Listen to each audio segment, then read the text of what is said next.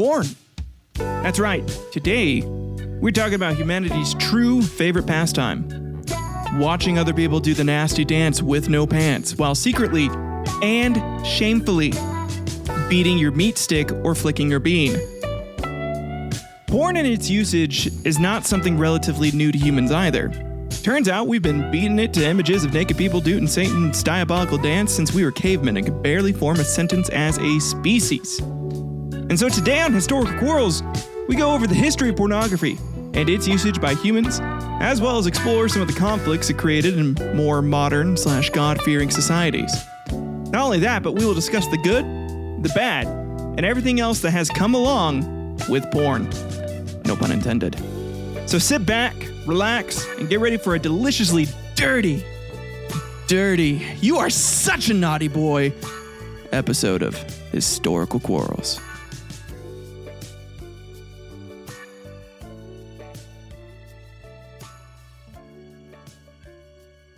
Pornography, often abbreviated as porn, refers to the explicit depiction of sexual subject matter for the purpose of sexual arousal.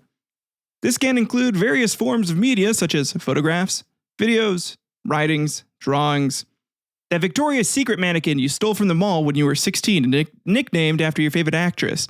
And when it was discovered by a family member, you convinced them that you were only using it to practice your lines for a play you were in.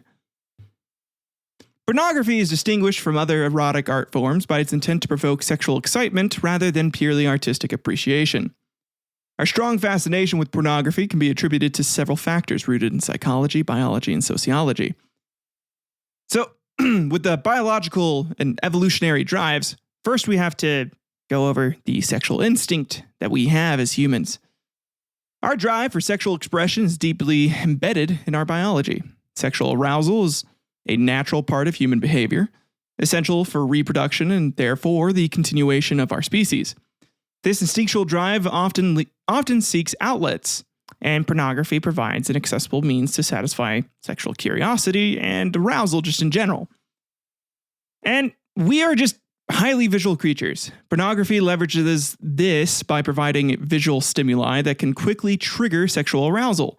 Studies have shown that visual sexual stimuli can activate specific areas of the brain associated with pleasure and reward, such as the nucleus accumbens and the ventral striatum. I think I said that right. And then we also have some psychological factors. There's the fantasy and exploration piece that pornography allows us to really deep dive into, such as our very kind of weirder, I wouldn't say weirder, but unique sexual fantasies and desires. And we get to do that in a very safe, private environment, typically with pornography. It gives us a way to experience and experiment with different aspects of our sexuality without any real life consequences, like AIDS or STDs or, different things. It lets you kind of figure out what you like, or you might think that you like, or maybe it's just, it's something that you like to look at, but necessarily don't want to do. There's also the stress relief and escapism that it gives us. And viewing pornography can serve as a form of this stress relief and escapism, obviously.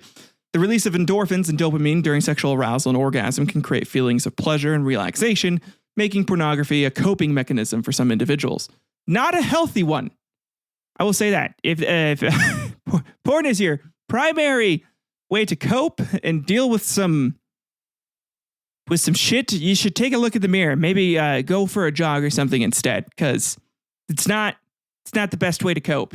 Sexual release is not the best way to cope. Speaking from experience, you should instead try to do other things that will really make you happy. Because and in the long run, you're going to be happy for 5 minutes. And then afterwards, you're probably going to sit down and be like, well, shit, now what? Whereas, I don't know, if you go accomplish something, if you, run and you beat a new record time, you're going to feel good about that pretty much all day.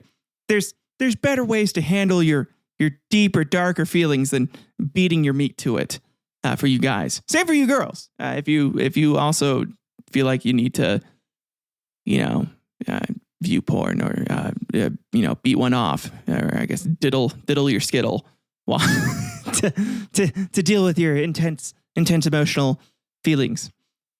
There's also social and cultural influences. So accessibility and anonymity is a big one today. With the advent of the internet and digital media, this has made pornography more accessible than ever before, for the good or the bad.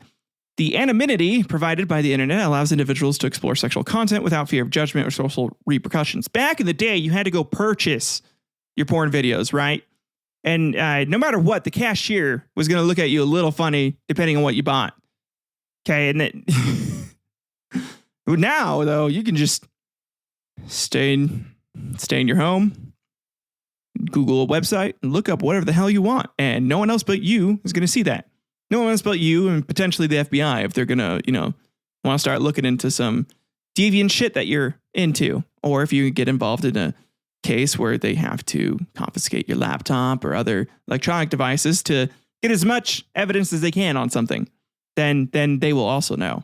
Your digital footprint is still there. Also, anyone that is, viewing the website traffic for the server that you're connected to and where that server traffic is being directed to, unless you have a VPN, then you can kind of hide it a little better. But there's still an element of chance, I guess, for getting caught for what you're doing. But it's definitely way less. Whereas before, it was no matter what, the cashier especially was going to know. They were going to know. They used to put little covers over the VHSs.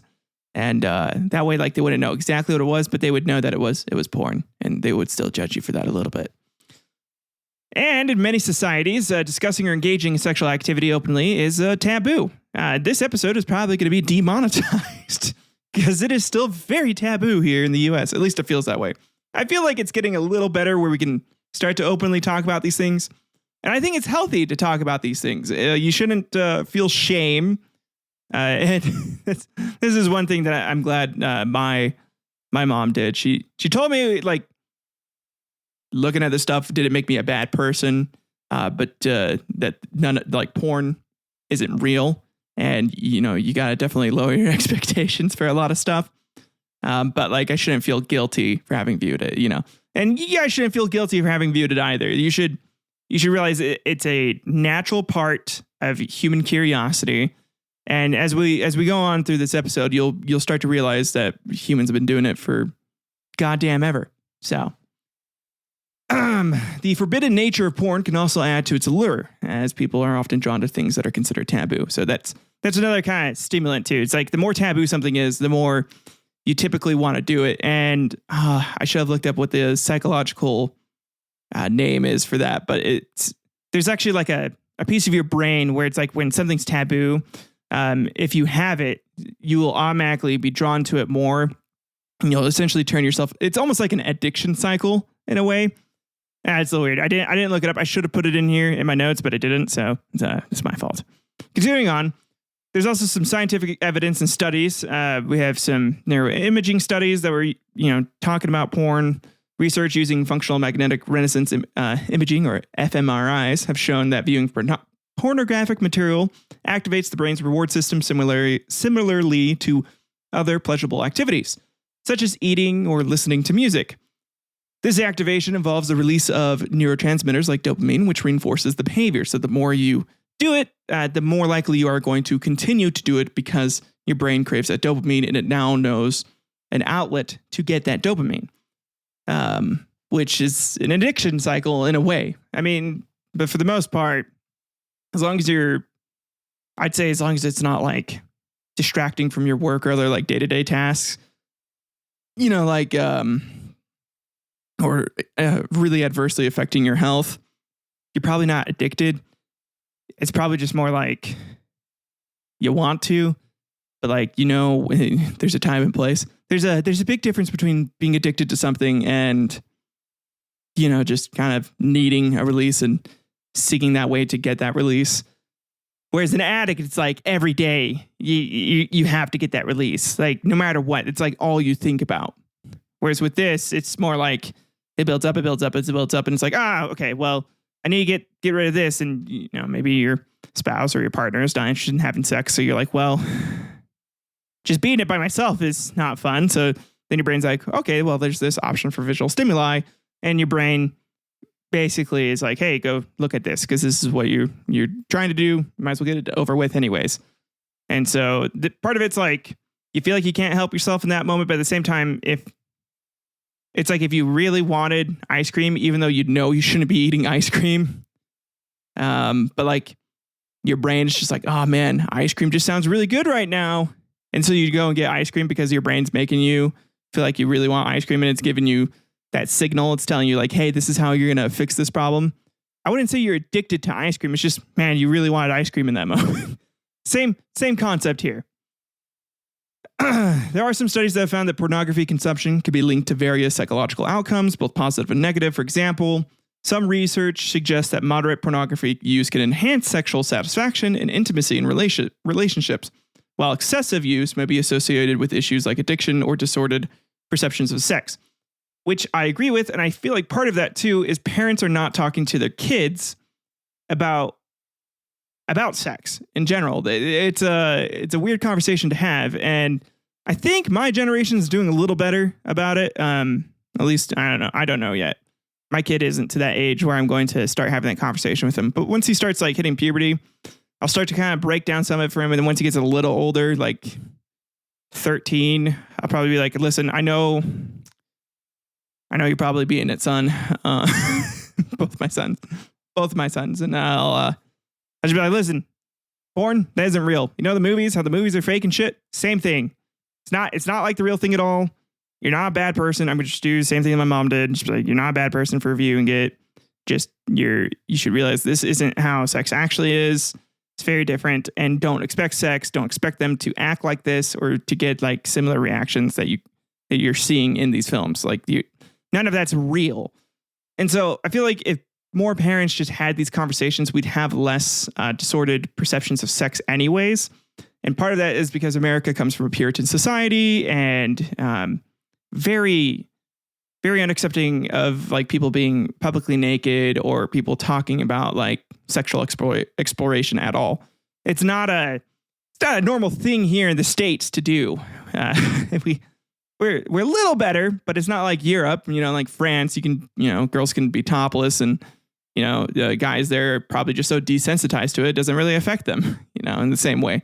I'm sorry, and the guys there are still pretty affected by, a nice pair of tatas, but less extent than dudes in the U.S. would be. So there's also some sociological studies that have explored how pornography reflects and influences cultural norms around sexuality. For example, the normalization of certain sexual behaviors and body standards depicted in porn can shape societal attitudes and expectations. And overall, pornography's strong appeal is a complicated, it's just very complicated. It involves innate biological drive, psychological needs, and social influences. Its pervasive presence and the controversy surrounding its consumption continue to make it a subject of significant interest and debate within both scientific communities and the general public. Lots of people have opinions on porn. And now that we have gone over kind of what porn is and what the general, some general scientific, extra information, tidbits, details about it, let's go ahead and go into the history. Because I think we all need to know, when did humans start jacking it to images of other naked humans? Well, turns out we've been able to make since we've been able to make shit with our hands, we've been jacking it to images of other naked humans. So let's go ahead and explore that more as we move on to our timeline. You are listening to Historical Quarrels. All right, so in ancient times, in the prehistoric era, there were cave paintings and figurines. The prehistoric era, encompassing vast spans of time before written records, offers us a fascinating glimpse into our early ancestors' psyche through cave paintings and figurines. Among the most compelling artifacts from this era are depictions of sexual acts and fertility symbols, such as the Venus figurines. These pieces provide crucial insights into the cultural and spiritual lives of our ancestors, revealing a deep preoccupation with fertility, sexuality, and perhaps the mysteries of our human existence itself. The Venus figurines, small statuettes found across Europe, date back to the Upper Paleolithic period, approximately 28,000 to 20,000 BCE. So back like before we even really had civilizations, we're talking like the start of civilizations. These figurines often exaggerately feminine. I'm like very exaggerately. You can look up an image online, and if this is in the video format, if you're watching on YouTube, I'll post like a little picture like right here in the corner. But we're talking wide ass hips. They have like full hourglass figure, big old bitties, big old hips. The buttocks is very, very revealing. These are believed to have served as fertility icons or symbols of a mother goddess revered by the prehistoric communities. Archaeologists like Marija Gimbutas and Timothy Taylor have posited that these figurines might reflect a matriarchal or goddess-worshipping society, potentially, highlighting the importance of women in prehistoric life. Gimbutas, in particular, suggested that these artifacts point to a widespread veneration of a great goddess, a figure embodying fertility, life, and death. She says, quote, "The exaggerated features of the Venus figurines emphasize the central role of fertility and the feminine in prehistoric religions and social structures." Gimbutas argued this perspective, although controversial and debated among scholars, this underscores the possibility that early human societies placed great spiritual significance on fertility and the female form. Which makes sense. It's like, that's probably the first step of a species that gains sentience to make sure that they dominate the planet is breeding and making sure there's as many of them as possible. Because especially back then, like everybody was dying from everything. Kids were dying all the time. It hasn't been in the last like 100 years that like kids dying at an early age was not a normal thing. Wild to me.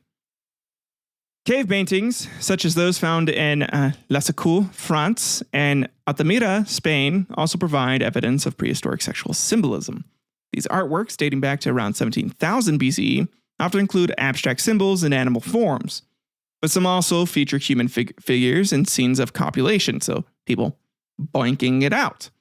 And a lot of the interpretation of these images just vary from person to person. So with some scholars suggesting that they represent fertility rites, shamanic rituals, or even early forms of pornography. Probably pornography, to be honest. The sexual depictions found in caves like Chauvet and Cosquer have sparked much debate about their purpose of meeting. Because they're pretty explicit. Were they educational tools? Teaching the younger generation, like, hey, this is you put the P in the vene. Okay, kids? The P goes into this hole here. If you use the other hole, you're not going to make a baby. Okay? Trust me, we've already made that mistake. We thought dudes could get pregnant. Turns out you can't. It does feel really good, but you can't get pregnant. And so, shit like that, basically. Which I could see that. I could also see it just being more like religious. But also at the same time, it's like, if this is just in Steve the Hutt's cave, and like it's only like one dude living alone in that cave. He probably drew some orgy that he saw going out there, and he was like, "Oh, we're not going to always do orgy, so with no orgy, I beat. I come that way." Probably something like that, to be very honest. It could also just be simply artistic expressions of human sexuality, like we do today, with drawings of female form, of the male form. People like to draw naked humans. We humans like to draw other naked humans because it is, I don't know, it's interesting for some people. For me, it's kind of like, all right, I feel like, you're looking at some of those old Renaissance paintings of just like Venus or the birth of Aphrodite. And, you just see like all the naked cherubs, or the Greek pictures, or the drawing of like some of the Greek heroes, and how they're all naked and like the weens are hanging out. You start to feel a little awkward after a while, and you're like, okay, like I get it. Like the human form is cool and all, but like, it's not that interesting. It doesn't encapsulate or capture my attention completely. The ability to sculpt like that, or the ability to paint like that, is impressive. That impresses me. But you could paint other things too and be just as impressive. So for me, not a top priority. For other people, could be a bit of a priority. One lesser known but intriguing discovery comes from the cave of the Trois Frères in France. Here, archaeologists unearthed a scene known as the sorcerer, which includes a figure that appears to be part human, part animal, engaged in a possible sexual act. So furries. So first start of furries here. Probably not. This hybrid figure, combining elements of a human with those of a stag or bison, suggests a complex symbolic system that intertwines human sexuality with the natural world. Some druid shit for you D&D players. Paul Bon, a renowned prehistorian, notes, the merging of human and animal forms in such scenes may indicate a belief in the transformative power of sex and fertility, linking the human realm with the animal and spiritual worlds. That, or maybe they're just saying, like, hey, man, this guy fucked like an animal. It was the girl who painted it afterwards. She was like, whoa. I bet that was like what it would feel like to get ravaged by a bull, basically. Could be something as simple as that. I'm not a caveman. We aren't cavemen. So all that's left for us to do is to try to interpret these things. Further adding to the richness of prehistoric sexual symbolism are various carvings and engravings found on portable objects like bones, antlers, and stones. These artifacts, often small and easily transportable, depict explicit sexual acts and phallic symbols. So, like porno mags. This is like old versions of porno mags, basically, hinting at a widespread cultural preoccupation with reproduction and fertility. Like, if you had to get it up like in a jiffy, and your girl just wasn't doing it for you back then, you take a look at one of those, and that's what did it for some guys, I guess. The famous Lion Man sculpture found from the Hohenstein Stadel cave in Germany, dating back to over 35,000 years, not only showcases remarkable artistic skill, but also embodies a blend of human and animal traits, which some scholars interpret as having sexual fertility connotations. I mean, it definitely 100% does, but you gotta leave it up in the air, a little bit of mystery still, because you can't be 100% sure on a lot of things. In addition to their possible religious and cultural significance, these depictions might have played a practical role in prehistoric societies. A lot of researchers believe that the explicit nature of these artifacts could have served as educational tools, teaching younger members of the community about human reproduction and sexual behavior. I mean, I bet. I mean, I feel like it's always been awkward to talk to your kid about sex, right? It's a little weird. And so it's a little easier to be like, here you go, boy. Take this bone. This is how my dad taught me. This is how you're going to learn now. There's an old bone carving of just some dude just trying to insert it. And it's like, I can't find the hole. And then the next little cartoon strip over is just, oh, I found it. Something like that. I don't know. Others argue that they might have been used in rituals aimed at ensuring successful hunts or bountiful harvests, linking the fertility of the earth and animals to human fertility. So, yeah, there's lots of interpretations here, lots of ways that it could have gone. It wouldn't have been necessarily just pornographic in the same way that we view pornography today. However, there is some guesses that it definitely could have been used for that, or just as a visual stimuli, in the downtime. Despite the extensive research, the exact meanings and purposes of these prehistoric depictions remain elusive somewhat. The lack of written records means that much of what we infer about prehistoric sexuality is completely speculative, based on the context in which these artifacts were found and comparisons with the later historical and ethnographic data. However, what is clear is that these early expressions of human creativity reflect a deep and complex relationship with sexuality and fertility, one that has been integral to the human experience since our earliest days. The study of prehistoric sexual symbolism also sheds light on the broader cultural and social structures of early human communities. The prominence of female forms and fertility symbols suggests that women may have held significant roles within these societies, potentially as leaders, healers, or religious figures. This challenges the often male-dominated narratives of prehistoric life and highlights the importance of reevaluating our understanding of gender roles in ancient times. Which I bet women weren't just cast to the side. They were viewed as like an equal partner back in the day when, they were all humans need to be together. It didn't matter if you were a dude or a female. I'm certain that there were certain rules that they just accepted or like had to accept. But, I bet they were still viewed as like equal leaders. And then somewhere along the line, some dudes just realized, hey, if I attack and if I'm stronger than all, the other guys there, I can make everyone work for me because all I have to do is beat the guys, and the girls are going to, be able to be beaten typically easy because guys have more muscle mass. Biologically, it's just what we do. I know for a matter of fact, and my wife will not argue with me, I could definitely outlift her no matter what. My wife could be training for months and months and months, and I could probably still walk into the gym and lift 10 to 20 pounds heavier than she could. Just because I'm a dude. It's just how we're built. So, and that's not sexism. I'm not trying to say like dudes are, stronger than girls. Well, I guess that is exactly what I'm saying. But stronger in the like biological, physical sense, we are just built stronger. It's just how it is. So, the study of prehistoric sexual symbolism also sheds lights on broader cultural social structures. And in conclusion, the cave paintings, figurines of the prehistoric era gives us a nice glimpse into the minds of our ancestors, revealing a world where sexuality and fertility were deeply intertwined with spirituality, art, and daily life. These artifacts not only enhance our understanding of early human cultures, but also remind us of the enduring human fascination with the mysteries of life and reproduction. As archaeologist Randall White aptly puts it, quote, "The Venus figurines and cave paintings are a testament to the profound ways in which early humans grappled with and celebrated the forces of creation and life, forces that continue to shape our world today." And now, skipping tens of thousands of years, we get to about 3000 to 1000 BCE.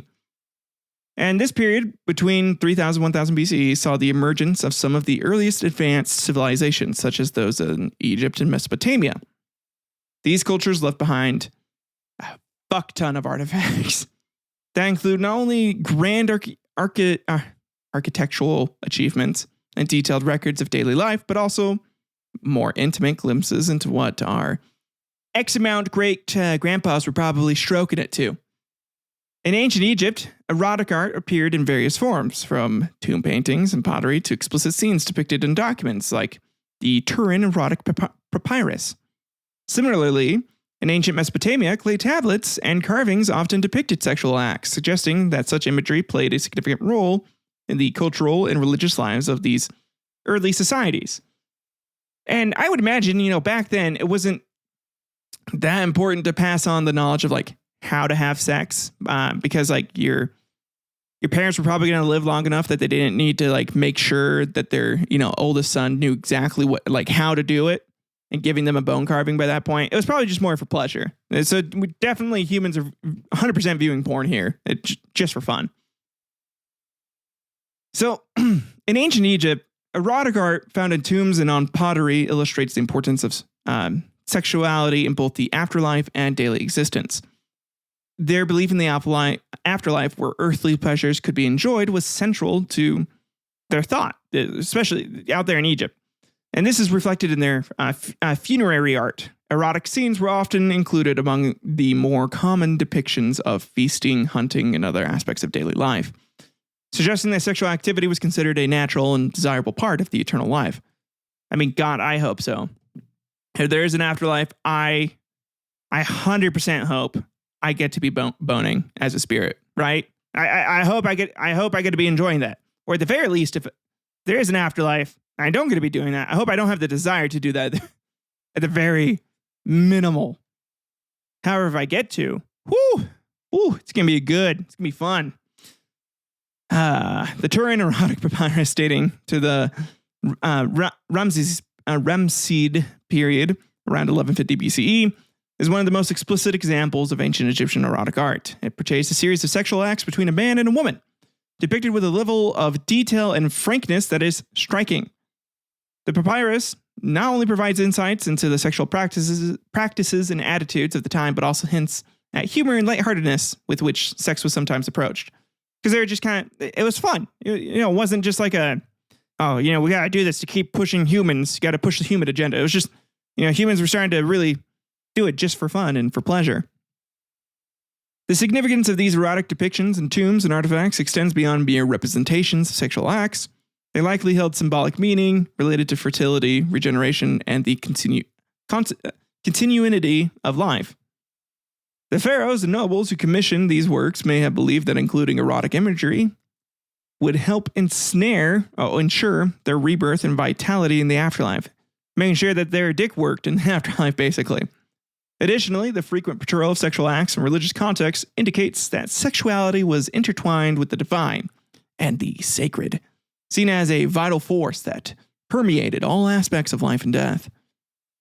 Ancient Mesopotamia, encompassing regions such as Sumer, Akkad, Babylon, and Assyria, also left a rich legacy of erotic art and literature. Lots and lots. Lots of clay tablets from this period depict sexual acts. I'm talking tons, suggesting that such imagery was a very significant part of their culture. These depictions can be found in contexts ranging from religious and mythological texts to everyday items. One of the most famous examples is the Epic of Gilgamesh. This is an epic poem from ancient Mesopotamia, which if you don't know about, you probably didn't take world history, or you didn't take history in college, which is this is one of the first things they talk about when they're going over civilizations.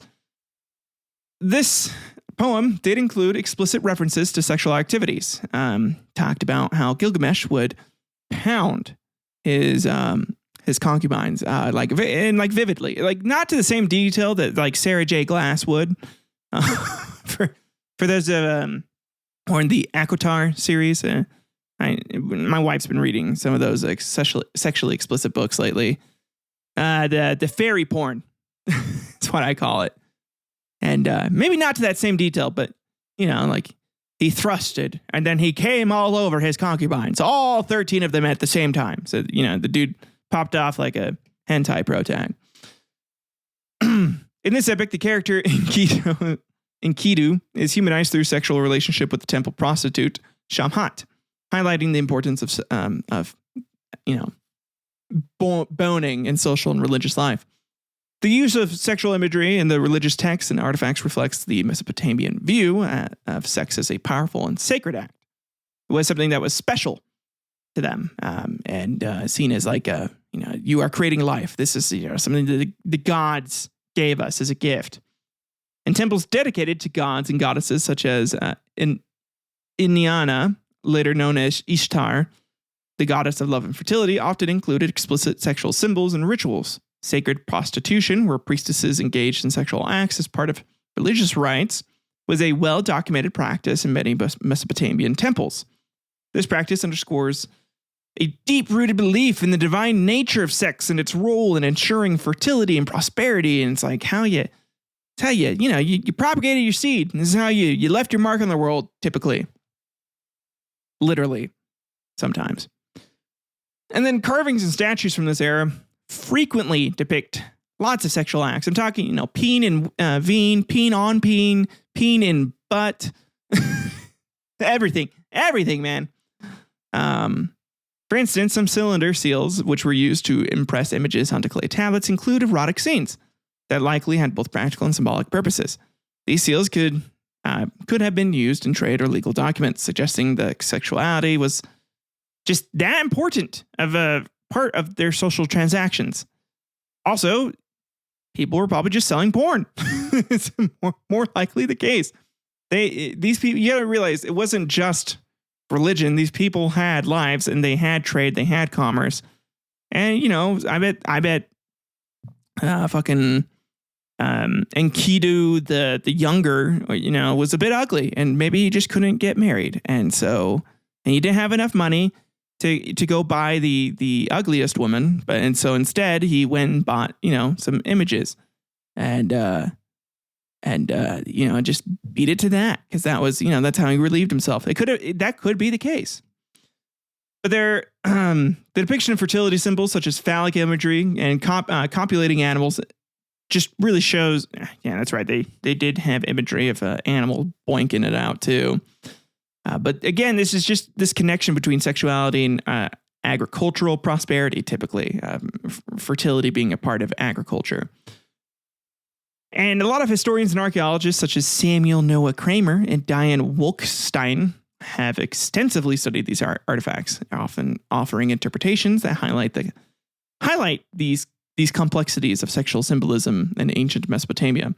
Kramer, in his seminal work on Sumerian culture, noted, quote, "The erotic motifs found in Mesopotamian art and literature are not merely pornographic, they are profound expressions of the society's fundamental beliefs about life, death, and regeneration." And this perspective emphasizes the complex role of sexuality in these types of ancient societies, encompassing not only personal pleasure, but also broader cosmological and societal functions. We're talking about deities, talking about gods being involved in our peens and our veins, okay? And so in both ancient Egypt and Mesopotamia, these depiction of sexual acts in art and literature can really, we can see it as like a whole picture. It's part of like their sacred rites. They're much more open about sexuality in general as a culture. And so maybe even like jacking off wouldn't be seen as taboo and just seen as like a natural part of it. And so using images or maybe sometimes even watching other people do it. There's some voyeurs out there. They would do that. And again, they're just very open about these things.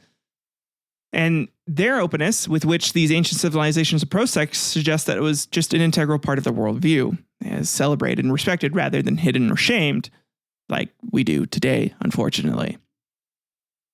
So ultimately, the study of erotic art in ancient Egypt and Mesopotamia, it does show us how civilization began to start to use, I would say, they began to really start to like mass produce and give the common man his erotic literature, his erotic art. And then we get to ancient Greece and Rome from 1000 BCE to 500 CE and India as well. And oh boy, porn takes off here. Okay, this is where it begins, truly, like really begins. This was a time of remarkable cultural and artistic development, particularly in ancient Greece and Rome, as well as in India. These civilizations left behind so much goddamn erotic art, literature, and philosophical texts that provide profound insights into their views on love, sexuality, and the human experience in general. In ancient Greece and Rome, erotic imagery was pervasive, found in pottery, sculptures, and literary works. Meanwhile, in India, the Kama Sutra emerged as a seminal text on love and sexuality, and a bit educational in some instances as well, reflecting the sophisticated, nuanced understanding of these themes in Indian society. In Greece, erotic art was a common feature in everyday objects and public spaces. Again, they were just pretty open about it. There wasn't like, again, these people didn't shame sex. They weren't afraid of it. It was natural, because it is natural. I mean, some of the shit people do nowadays, like, crushing people's balls or, cock and ball torture. That's a bit, yeah, maybe I, wouldn't want to see that out in public, but like people boning, I mean, they shouldn't get arrested for it. You should be like, hey, maybe not in front of the kids. That's about the extent I would think. But I don't know. We shouldn't be shaming people for their sexual desires and urges. Unless you're a furry. I'm kidding. A little. I don't get it. I personally don't understand the whole desire with animals thing. So I'm going to shut up about it. And if you like that, good for you. Good for you. That's all I'm going to say. I'm not going to shame here. Unless you're trying to fuck actual animals, then they can't consent. And that is animal rape, you monster. So, but if it's just like you like boning other humans who also like dressing up as animals, good for you, I guess. I don't know. It's up to everyone to decide what they like to do. So Man, I'm having a hard time not making jokes. Anyways, okay. So, pottery, for example, depicted scenes of sexual activity ranging from heterosexual encounters to same-sex relationships in Greece. So, particularly pedastry, which was a socially accepted form of mentorship and affection between an adult male and a younger boy. So, not cool, Greece. Not cool. I will completely agree here that anything pedophilic related, not the greatest. Back then, it was for Spartans in particular, it was a way for them to connect, and it would make it'd make them feel like they'd want to protect each other more, which I don't know, man. Also, it just kind of seems like some older guy was like, "Hey, bring your son over here. I'm going to teach him some things. If you want me to teach him, you gotta let me fuck him in the butt a little bit." And then he was probably like a king or like some powerful dude, and everyone was like, "But you're gonna like make us like rich, and he's gonna like have like a good life." Oh yeah, he's gonna have a real good life. Something like that. And it became accepted after probably some powerful dude did it first. That's my guess. That's not a historically accurate guess at all, but I can't think of like, I don't know, especially if I was like back then and some dude was trying to like bone. But then again, I guess if like I grew up getting boned by some older dude, no, even then I'd probably still be pissed about it and wouldn't want my kid to go through that either. These scenes were not merely pornographic. They often carried educational and moral messages about the nature of love and desire. The red figure and black figure pottery styles of the period provided detailed and explicit depictions of sexual acts, illustrating the Greeks' openness towards sexuality in general. Greek literature also explored erotic themes with great sophistication. The poet Sappho, who lived on the island of Lesbos, around 600 BCE, is renowned for her lyric poetry that celebrates love and desire, particularly among women. Oh man, that I feel like the island name of Lesbos, and then her, making essentially a lesbian erotic porn literature just makes so much sense. I mean, it's probably where the term came from, to be honest. So a lot of our words are, rooted in Greek and Roman. So, well. Greek and Latin. God damn. Anyways, although much of her work survives only in fragments, Sappho's verses convey intense emotional and erotic longing. Very intense, capturing the complexities of our relationships, for human relationships in general. Her poetry provides a rare and valuable perspective on female sexuality in the ancient world. As historian Peter Green notes, quote, Sappho's poetry offers a window into intimate and often private world of female desire, challenging the predominantly male narratives of love and sexuality in ancient Greece. Because, again, the dudes back then in ancient Greece were, at least not in Sparta, but in a few of the other Greek city-states, this is where sexism, I feel like, really took off and got pretty crazy. They would not let their women become, leaders. It had to be dudes leading. So, in Rome, erotic art and literature flourished as well. The Roman Empire was known for its explicit frescoes, particularly those uncovered in the ruins of Pompeii and Herculaneum. These frescoes, which adorned the walls of homes and public buildings, often depicted scenes of people boning each other in the ass with a level of detail and realism that is impressive. The famous house of the Viti in Pompeii, for instance, features numerous erotic frescoes that likely served as both decorative and amatory purposes, just to get people in the mood. These images provide lots of, I would say more than just insights, but it lets us, let's take a deeper look into the Romans' attitudes towards sex, and suggesting a society that was both fascinated by and accepting of sexual expression. They were a lot more cool with sex back in the day before Constantine took over, and then after Constantine took over, it slowly devolved into not being as cool with sex. There was also a bunch of Roman literature that had a ton of erotic themes. The poet Ovid, who lived during the Augustan age, authored The Art of Love, Ars Amatoria, a dialectic poem that offers advice on romantic and sexual relationships. He would tell things such as, if your woman does not like it up at the ass, what you have to do is you have to go and get her a flower. And while she's distracted by the flower, then bam, you get her right in the boot. Shit like that. But his work is notable for its playful and sometimes irreverent tone. So I mean, kind of, what I said was kind of true, to be honest. Reflecting the Romans' complex and often ambivalent attitude towards love and desire. His portrayal of love as both a game and as a serious endeavor resonates with the broader cultural milieu of the time. As classicist Amy Ricklin observes, quote, Ovid's poetry captures the Roman fascination with the interplay between love, power, and social norms.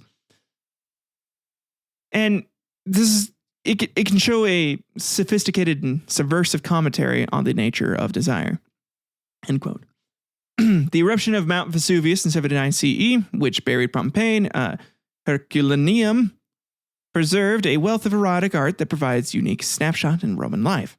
Excavations of these sites have revealed sexually explicit frescoes, sculptures, and even graffiti. So people are just drawing dicks all over the place like they do nowadays.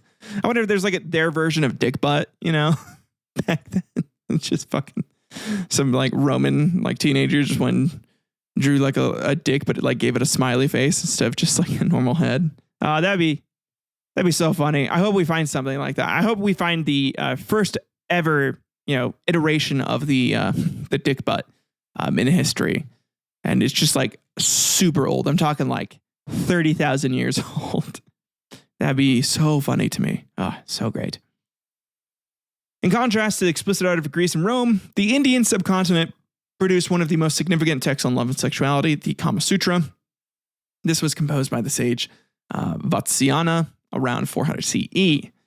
And the Kama Sutra is much more than a manual of sexual techniques. It is a comprehensive guide to the art of living as well.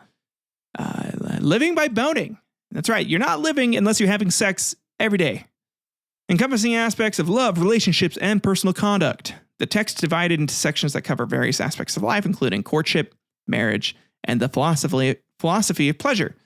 Which good on Indian culture for, wanting to make sure that your partner feels pleasure during this. It shouldn't, you shouldn't be sticking it in here. Just, and she complains about, her it hurting. She just has to bend and grow because, she got to give birth to your kids. No, they're more focused on, both parties getting a lot out of it. And the Kama Sutra reflects the Indian cultural emphasis on the harmonious integration of physical, emotional, and spiritual well-being, explores the nature of desire and the importance of mutual respect and understanding in sexual relationships. Again, good on them. An ancient culture that does that, that's awesome. That's great. The text's detailed discussions of different types of embraces, kisses, and sexual positions are interwoven with the advice on maintaining a fulfilling and balanced life. As scholar Wendy Dongier notes, the Kama Sutra offers a vision of sexuality that's both practical and deeply philosophical, presenting a nuanced and holistic approach to love and pleasure. End quote. Despite its explicit content, the Kama Sutra was not intended to be purely erotic. It was part of a broader tradition of texts that addressed the aims of life, or Purusharthas. I hope I said that right. Probably didn't. I'm sorry if I fucked it up. Which included dharma, or duty, artha, prosperity, and moksha, spiritual liberation, alongside kama, pleasure. This integration of sexuality into the broader framework of life reflects the Indian view of sex as a natural and essential part of human existence, deserving a thoughtful consideration and respect. Not just as like a fun toy, like the Romans. The Romans were a bit more playful with their sex and, just viewed it as kind of like, that's why the Roman orgy was the thing, man. They had fun back in the day. And their praetors had fun with each other, typically. The dudes would be fucking each other. And that's a whole other thing. Homosexuality was much more accepted back in the day. And It wasn't until really the Christianity and Judaism gets involved that it starts becoming more like a taboo, bad thing. So these ancient expressions of sexuality continue to captivate and inform contemporary discussions about love and desire. They offer timeless insights into the human condition. The art and literature of Greece, Rome, and India demonstrate that while the specific sexual expression would vary across cultures and eras, the fundamental human experiences of love, desire, and connection remained remarkably consistent. People wanted connection. They wanted love. They wanted to feel desired. They wanted to desire. Humans have always wanted this. And humans have always wanted to beat their meat, basically. I mean, you need to find an outlet for it. And you couldn't always you weren't always like by someone where you could do that typically. Sometimes you're off solo, traveling on a mission or a quest, and you need to beat it somehow. So people did that. And now we get to the Middle Ages. The Middle Ages, spanning from 500 to 1500 CE, were characterized by a complex interplay between cultural expression and religious doctrine, particularly in Europe and the Islamic world. In medieval Europe, sexually explicit art and manuscripts existed, though they were much less common and often suppressed by the church. Jesus didn't want you beating your meat anymore, goddammit. As soon as he sacrificed his life for us, the one thing he asked was that people stop jerking off. They stop masturbating. So it's the one thing he asked for his sacrifice. Okay, to make sure that we could all get to heaven, he wanted to make sure that no one was jerking off anymore. He was tired of it. There's too much cum in the world. Okay, tired of it spilling on the ground. It was in the Bible, in Judaism. In Moses, they said, "Do not let your speech spill on the ground." Okay, that's bad, naughty. Okay.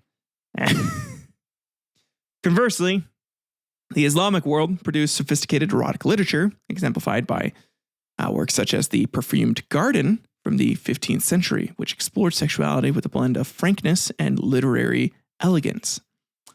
Let me read you a excerpt from The Perfumed Garden right now, actually.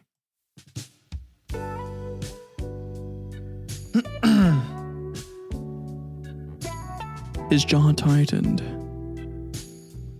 and he seemed to struggle with some internal battle before he said darkly, "Then I'll have whatever you offer me." And he leaned in, his body still not touching hers, and said against her ear, "And I'll take you however you wish me to." Her toes curled on the stones, her hair dripping. "And if I wish to take you?" He smiled against her ear.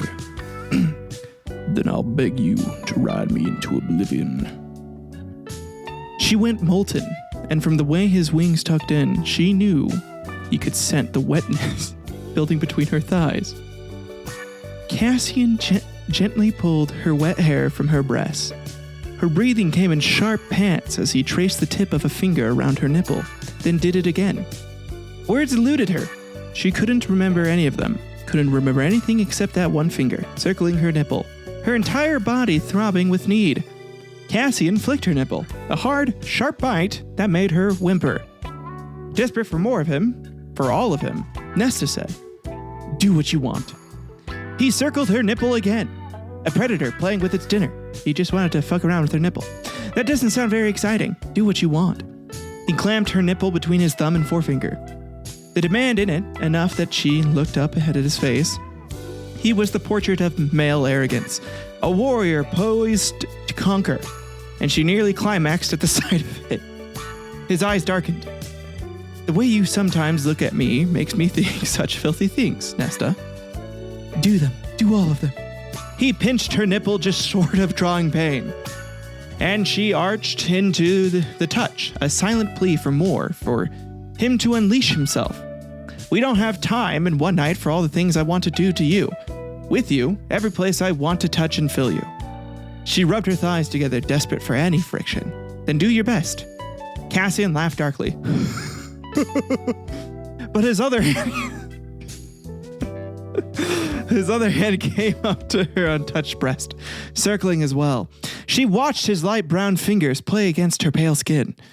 Watched him touch her like he wanted to map every inch of her body and had all the time in the world to do it. Below his waist, she could just make out his hardness. Do you want to suck me again?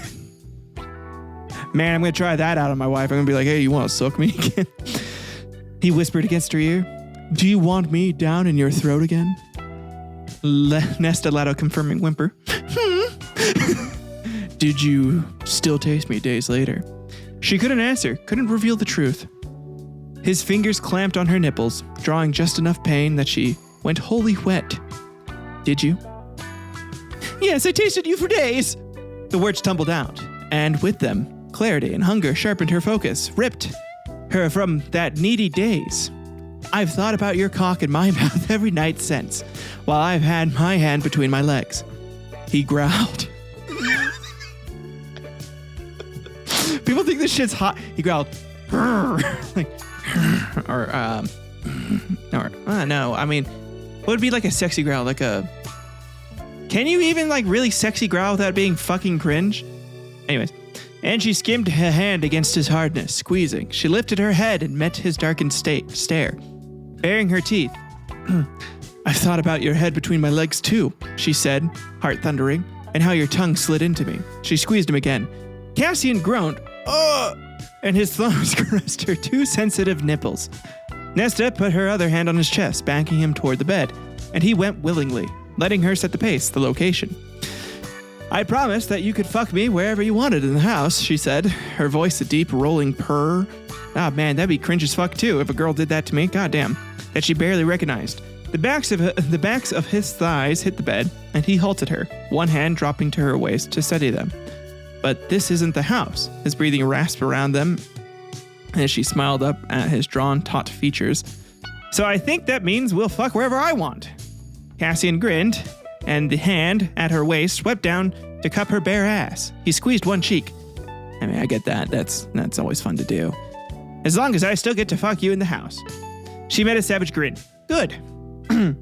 His hand drifted further south between her legs, feeling her from behind. His fingers brushed against the wetness pooled there. God, it's pooling? Gross. And he swore, drawing his hand back, holding it between them. I mean, yeah, he's probably like, shit. Like, shit, goddamn, you that wet already. I haven't even done anything. Her wetness gleamed onto his two fingers, and his eyes glittered with predatory intent. I hate the whole predatory thing.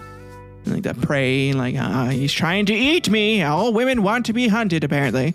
As he lifted them to his mouth and licked them one by one. Her body ached, clamping around emptiness, desperate for something to fill it, for him to fill it. She stroked her fingers down the length of his cock, still trapped within his pants. And as she made a second pass, he slanted his mouth over hers. It was a grazing, taunting kiss. She bit his lower lip, and then he was grabbing her to him, crushing their bodies together, both hands now gripping her ass as he pressed her against his length. Their open mouths clashed and met, and she tasted herself on his tongue, her fingers grappling in his silken hair, dragging against his scalp. Cassian twisted, flipping them, and then she was lying flat against the mattress as he stood before her. He tore his mouth away as he propped her legs on the bed, folding them at the knees, as he tugged her to the mattress's edge so that her sex was on display for him. He knelt, wings rising above him, and dragged his tongue clean up her center. Nesta moaned at the same moment he did, and he let her writhe, as if he knew it would torment her more to undulate, but to have nothing to fill her. Not until he wished it. He gave her another savoring lick, lingering at the apex of her thighs, sucking the bundle of nerves into his mouth, nipping with his teeth before... biting around that area? I mean, like, as long as it's, like, not on the clit, okay, but goddamn. People think this is sex. Okay, whatever. I'm gonna keep reading. Again. He was devouring her, melting her body like a piece of chocolate on his tongue. She couldn't endure it. She clasped her own breast, desperate for more touch, more sensation. He looked up from between her legs and marked her hand, kneading her breast. Marked it and smiled. That is straight out of like a porno. Like, goddamn. Marked it and smiled, his teeth flashing wide against the flushed gleam of her. Do you like seeing me kneel before you? He asked. The words rumbling into her very core. He dipped his tongue into her again. You taste like you do. My God. Here's the thing, man. This is hot because, like, this is imaginary brown Henry Cavill doing it, right? And, like, anything he does or says is going to be hot. If I tried to do this with my wife, she'd probably call the cops on me. Nesta arched, thrusting herself further onto his tongue, but Cassian only laughed against her and denied her what she wished. He gave her another slow lick from base to top, like a lollipop, and as he reached that bundle of nerves, he slid 2 fingers into her. Ah, man, that's an awkward position to be in, because, like, you're licking, and, like, usually you have to use, like, one hand to hold the leg, right, so they don't, like, fucking knee you in the face when they get the involuntary reflex and they, like, kick in. Or like kind of like squish in a little bit, and you're just like, God damn, I don't need my jaw crushed. And so like doing that at the same time as like putting 2 fingers in. Okay. Anyways, so 2, not 1, because he seemed to know she was already waiting for him, that she wanted him unbound and rough and wild. She bowed off the bed, and he thrust his fingers in again, his breathing uneven as he said, How do you want it? He pumped his hand into her again, wringing out her reply. Hard, she gasped. Thank the mother, he swore. And she heard the metal clicking and leather whispering, and then his tongue caressed her again, past that bundle of nerves up her stomach to her breasts until he was over her. Cassian moved her further onto the bed. She didn't care that her legs fell open for him, only cared that he was now naked, and all that rippling muscle and golden skin gleamed above her. Okay, I mean, that makes sense. It's nice to look at. He lowered himself to the cradle of her thighs, and his eyes were so wide, she could see the whites around them. He opened his mouth, but she didn't want to hear the words. Didn't want to know whatever he'd been about to say. She framed his face in her hands and kissed him savagely, her tongue scraping over his teeth. Oh. As she ground their mouths together. Ugh. The broad tip of his cock touched at her entrance, slipping in the slickness there, and he reached down to guide himself in.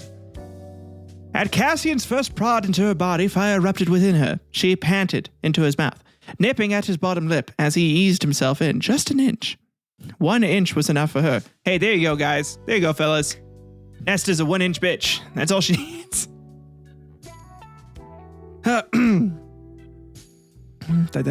He halted. He was large enough that the stretching was edged and sweet as pain.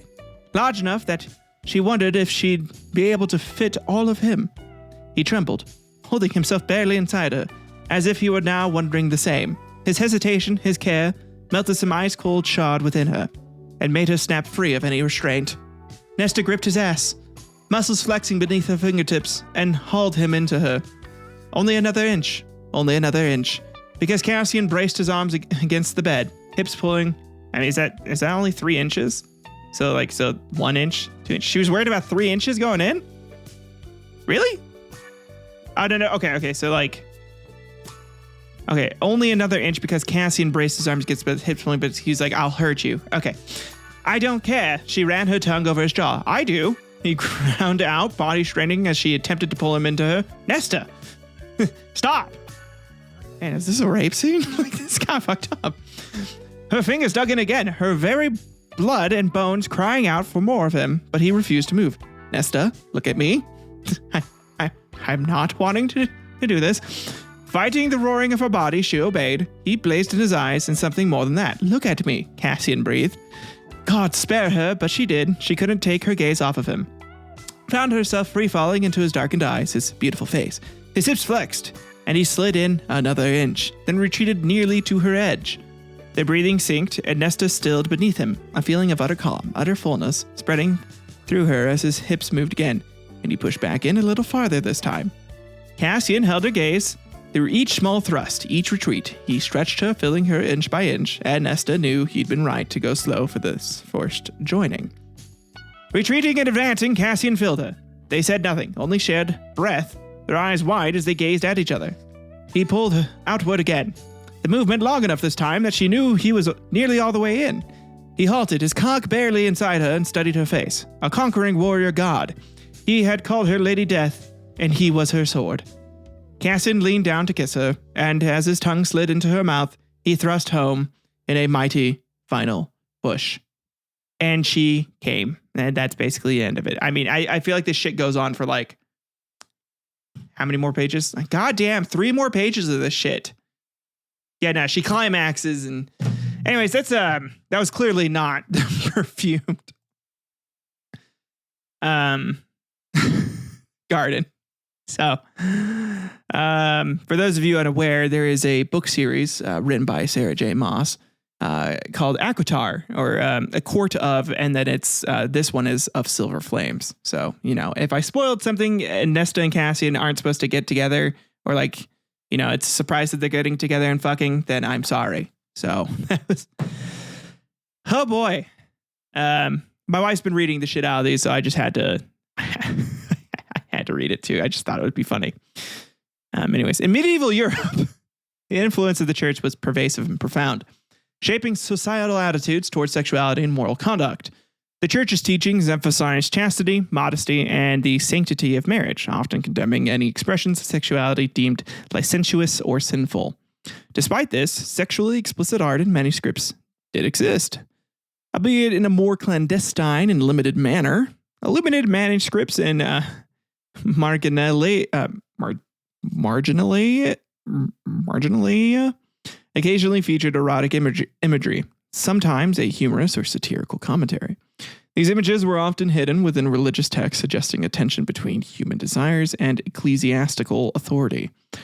One notable example is the Roman de la Rose, a medieval French poem written in the 13th century. This allegorical work, exploring the themes of love and desire, includes illustrations that are occasionally explicit. The poem itself delves into the nature of romantic and erotic love, navigating the boundaries of courtly love and physical desire. The Roman de la Rose was both celebrated and controversial, reflecting the dual nature of medieval attitudes towards sexuality. It was a widely read and influential work, yet it also faced criticism from church authorities who viewed its contents as morally dubious, like the church loves to do.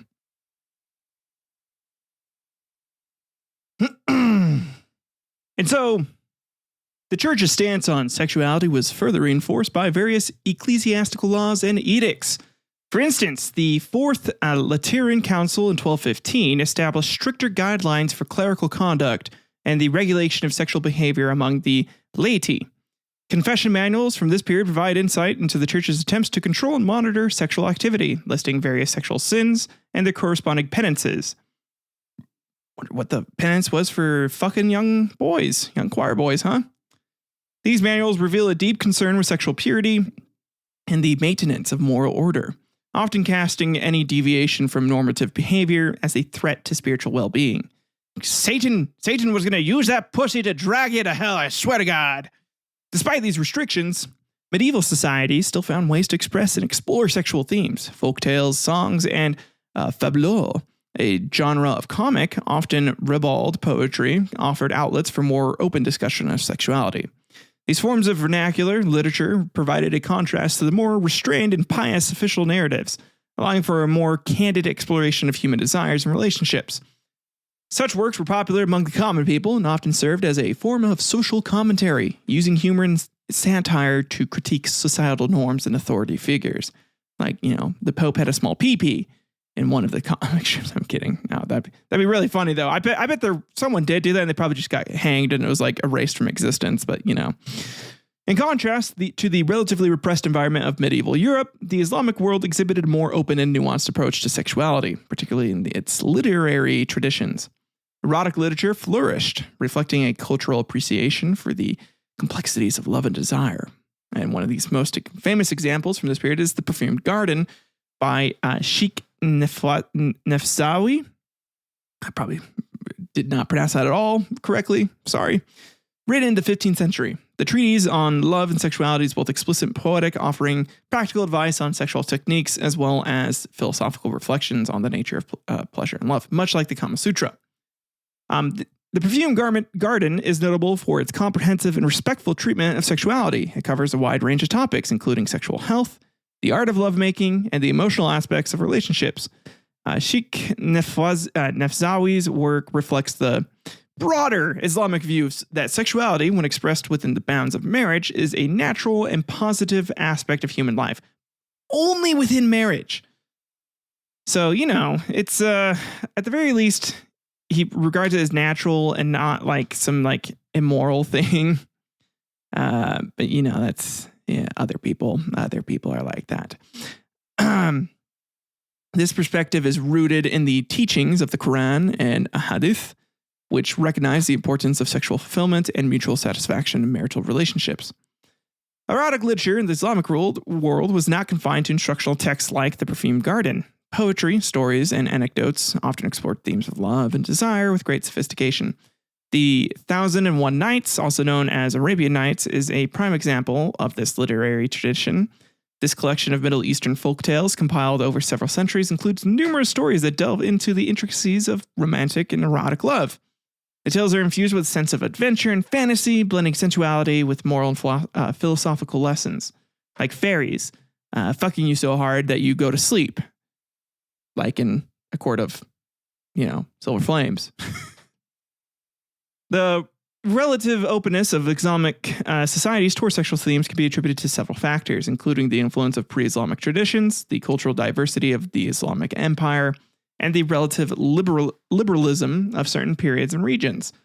While religious authorities did promote modesty and chastity, there was also an acknowledgement of the naturalness of sexual desire and the importance of its proper expression. This balanced approach allowed for a rich and varied body of erotic literature that continues to be celebrated for its literary and cultural significance. And here we can start to see like a very stark contrast between how Europe and the Middle East would continue this tradition and view sexuality. And it's this very stark difference, and a lot of it was just influenced by the church. Which impose significant constraints on the depiction and discussion of sexuality, resulting in a more covert and often conflicted approach. In the Islamic world, however, there was a much more open and integrated view of sexuality, which allowed for the creation of enduring works that celebrated the human experience in all of its facets. So these differing attitudes towards sexuality had a ton of implications for the development of cultural and intellectual traditions in both regions. In Europe, the suppression of erotic themes contributed to a more restrained artistic and literary environment, while in the Islamic world, the acceptance and exploration of these themes fostered a rich and diverse cultural heritage. And understanding these historical contexts enhances our understanding and appreciation of the complexities of human sexuality and how it's been represented in art and literature, since really we could, start really writing about it and start like discussing whether or not it was good or bad. And then we have the Renaissance. So the period between 1400 and 1700 encompasses the Renaissance and the Enlightenment. We witnessed a remarkable revival of interest in classical antiquity, which had a profound impact on art, literature, and cultural expression in Europe. This renewed appreciation for the art and philosophy of ancient Greece and Rome led to more explicit representation of erotic themes in the works of prominent artists such as Titian and Michelangelo. Additionally, the invention of the printing press revolutionized the dissemination of information, including erotic literature and art, giving rise to materials like penny dreadfuls that brought explicit content to a wider audience. So, during this time, there was a renewed interest in the classical ideals of beauty, humanism, and individualism. The cultural movement originated in Italy and spread throughout Europe. And in Italy is where we can see that this sexual liberation starts to begin and, be much more open about it. And the church isn't going to, they're not controlling people as much and repressing them as much anymore. However, it takes a longer time for that to happen in England. And then by the time it does begin to happen in England, we'll have like the Puritan movement and people start to view, people who are being more open about their sexuality and stuff as being ungodly. And then they move to America. So, anyways, artists during this time sought to emulate the techniques and themes of ancient Greek and Roman art, which often included erotic elements. The shift was partially driven by the rediscovery of classical texts and artworks, which emphasized the beauty of the human form and celebrated sensuality as a natural and integral part of life. Titian, one of the most renowned painters of the Venetian Renaissance, often incorporated erotic themes into his work. His paintings, such as Venus of Urbino, depict the female nude in a manner that is both sensuous and idealized. This painting is believed to be a celebration of marital love. It portrays a reclining nude woman with a direct, inviting gaze, embodying the Renaissance ideals of beauty and eroticism. His mastery of color and composition heightened the sensual impact of his works, making them enduring examples of erotic art from this period.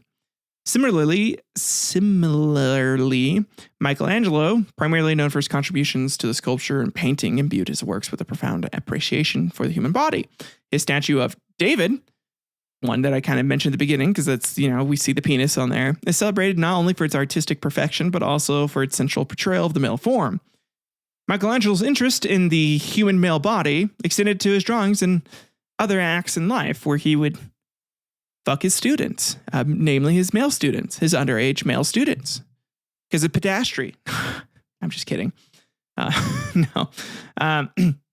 No, the human body extended into his drawings and other sculptures, which often depicted both male and female nudes in dynamic and expressive poses. It was more just to capture the human movement into it was just a talent to show how you can essentially sculpt out the human form and make it almost come to life in that way. The eroticism in Michelangelo's art reflects a deeper philosophical engagement with the themes of beauty, desire, and the divine nature of human creation. And then we have the invention of the printing press by Johannes Gutenberg in the mid-15th century. This revolutionized the dissemination of knowledge and porn. Definitely porn. This technological advancement made books and other printed materials much more accessible to a broader audience, significantly impacting the spread of ideas and information.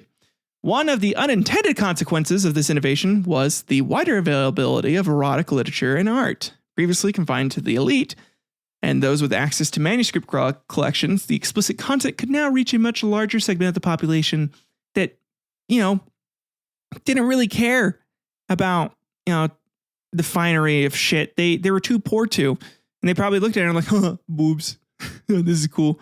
And so the rise of penny dreadfuls and other inexpensive publications in the 16th and 17th centuries really capitalized on the printing press's capabilities. These publications often included sensational and explicit material, catering to a growing market for entertainment and titillation. Lots of titillation. While many penny dreadfuls focused on crime and horror, a significant portion included erotic content ranging from bawdy poems to explicit stories. The widespread availability of these materials marked a significant shift in public consumption of erotic content, reflecting changing attitudes towards sexuality and representation in culture. And probably, women getting pissed that their husbands were jacking it off to some drawing of a chick or some picture of a chick eventually, once, pictures became more available. The increased production and distribution of erotic literature during the Renaissance and Enlightenment also fostered the development of more sophisticated and diverse expressions of sexuality. For instance, the works of Pietro Aretino, an Italian author and playwright, are notable for their explicit sexual content and satirical critique of contemporary society. Aretino's Sonetti Lussurosi, lustful sonnets, and the accompanying illustrations by Marcantonio Raimondi were scandalous in their explicitness, portraying a wide range of sexual activities and fantasies. These works challenged the conventional moral and artistic boundaries, illustrating the complex interplay between eroticism, art, and literature in this period, and the desire for dudes to jack off. It was just so they could beat it, man. It's that simple when you think about it.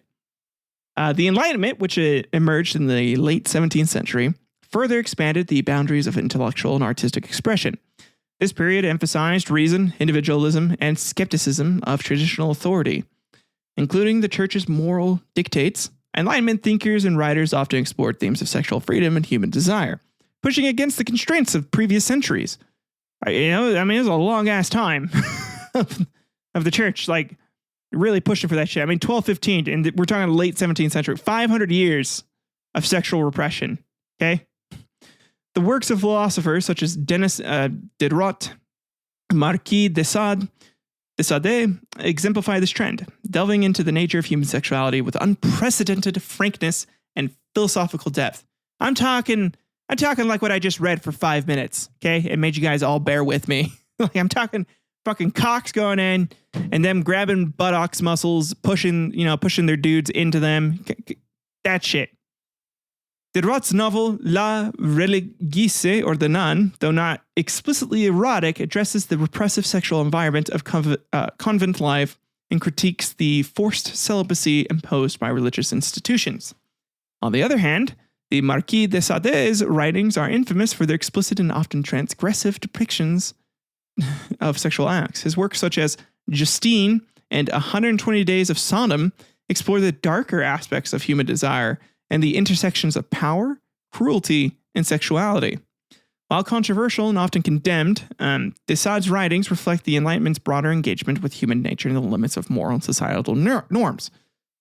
I should also mention Japan and China at this time too, and like during these other periods. I'm primarily focused on Europe for this episode and a bit of the Middle East, but Japan and China and like the East in itself had also been pretty open about sexuality. And it wasn't until Christians started coming around to Japan in like the 1500s or like 1600s. I can't remember exactly when, but like feudal Japan feudal Japan still kind of had like modesty as an importance, not as much as like Europe did. It's complex, and I didn't study enough to like give like a full opinion on it, but they also have been going through their own shit too, where they're open about it and they weren't open about it and then they're open about it again. It's a whole thing. So the interplay between classical revival and advancements in printing technology during this period regulated in a rich and varied body of erotic art and literature. The period saw the flowering of artistic expressions that celebrated the human form and explored the complexities of love and desire, challenging both the religious and societal constraints of the time. The works of artists like Titian and Michelangelo, combined with the proliferation of printed erotic literature. God damn you, Penny Dreadfuls, you're the reason why porn is so prolific today. Just kidding. Probably though, to be honest. I mean, getting it to the common man and selling it for dirt cheap, making a ton of money based off of like just masses buying that, dog shit. That's how you do it. That's how OnlyFans models make so much money. You just got to get like 50,000 lonely and horny dudes to pay you monthly and you're good basically. Moreover, the increased accessibility of erotic content during this time contributed to the democratization of knowledge and cultural production. While this led to greater scrutiny and occasional backlash from religious and moral authorities, it also paved the way for more open and diverse discussions about our human sexuality. So we have the Renaissance and Enlightenment to really thank for porn. It's them. But then we have the 1700 to the 1800s. Okay. So particularly during the Enlightenment, we saw a bunch of changes in the acceptance of and discussion of sexuality in European society. This era saw an increased willingness to explore and articulate human desires, driven by the Enlightenment's emphasis on reason, individualism, and skepticism of traditional authority. We have works such as Fanny Hill, 1748, by John Cleland, that exemplified this shift, offering explicit depictions of sexual experiences and contributing to a broader cultural dialogue about sexuality. However, this burgeoning openness also led to legal conflicts and attempts at censorship, culminating in legislation such as the Obscene Publications Act of 1857 in the UK, which sought to control the distribution of explicit materials. Now, kind of backing it up a little bit, right? Let's go over a little more about Fanny Hill and what it did, right? Fanny Hill, also known as Memoirs of a Woman of Pleasure, was published in 1748 and immediately stirred controversy due to its explicit content. The novel follows the life of Fanny Hill, a young woman who recounts her sexual experiences in vivid detail. Cleland's work was groundbreaking in its candid exploration of female sexuality, presenting eroticism from a woman's perspective and celebrating sexual pleasure as a natural and enjoyable part of life. Despite, or perhaps because of, its explicit nature, Fanny Hill became immensely popular, highlighting the growing public interest and acceptance of erotic literature. It's very popular. It sold super well. However, it made people pissed. It made religious people pissed. Almost immediately, it faced legal challenges and censorship. Cleland himself was arrested for obscenity, and the book was banned in many places. The controversy surrounding Fanny Hill underscored this tension between the Enlightenment's progressive attitudes towards sexuality and the prevailing moral standards of the time. This conflict played out not only in the courts, but also in broader societal debates about decency, morality, and the role of literature. Coupled that with the increased availability of erotic literature during this time, the Enlightenment was facilitated by advancements in the printing technology, which gave rise to a literate middle class. It made books and everything else way more accessible. And so Fanny Hill was able to be read by, just the general public. And the general public at this time had been pretty much brainwashed by the church, because that's who they relied upon for fucking everything. So the Obscene Publications Act was a response to the perceived threat that explicit materials posed to the public morality and social order. It empowered the authorities to seize and destroy obscene publications and prosecute those involved in their production and distribution. This had a significant and very chilling effect on the publication of erotic literature, forcing authors and publishers to navigate a very complex legal landscape to avoid prosecution. Despite all these challenges, the demand for erotic content persisted, because people wanted to jack off, man. People wanted to diddle their bean and choke the chicken. Okay. But a lot of these legal conflicts surrounding the publication and distribution of erotic materials just really was like a microcosm of an ongoing struggle between the freedom of expression and societal efforts to regulate morality. Right? People wanted to be in charge of how other people acted and behaved and what they viewed as socially acceptable. And this time, there was a big divergent thought on like how this should go. It should be like people. This is where the Puritans really come in. Puritans really thought like, no, you need to be modest. Sex at home even needs to be like through sheets. You shouldn't be, it's just for obeying God's commandment to populate the earth. And other people are like, so like, I think the church has been fucking with us for like hundreds of years, man.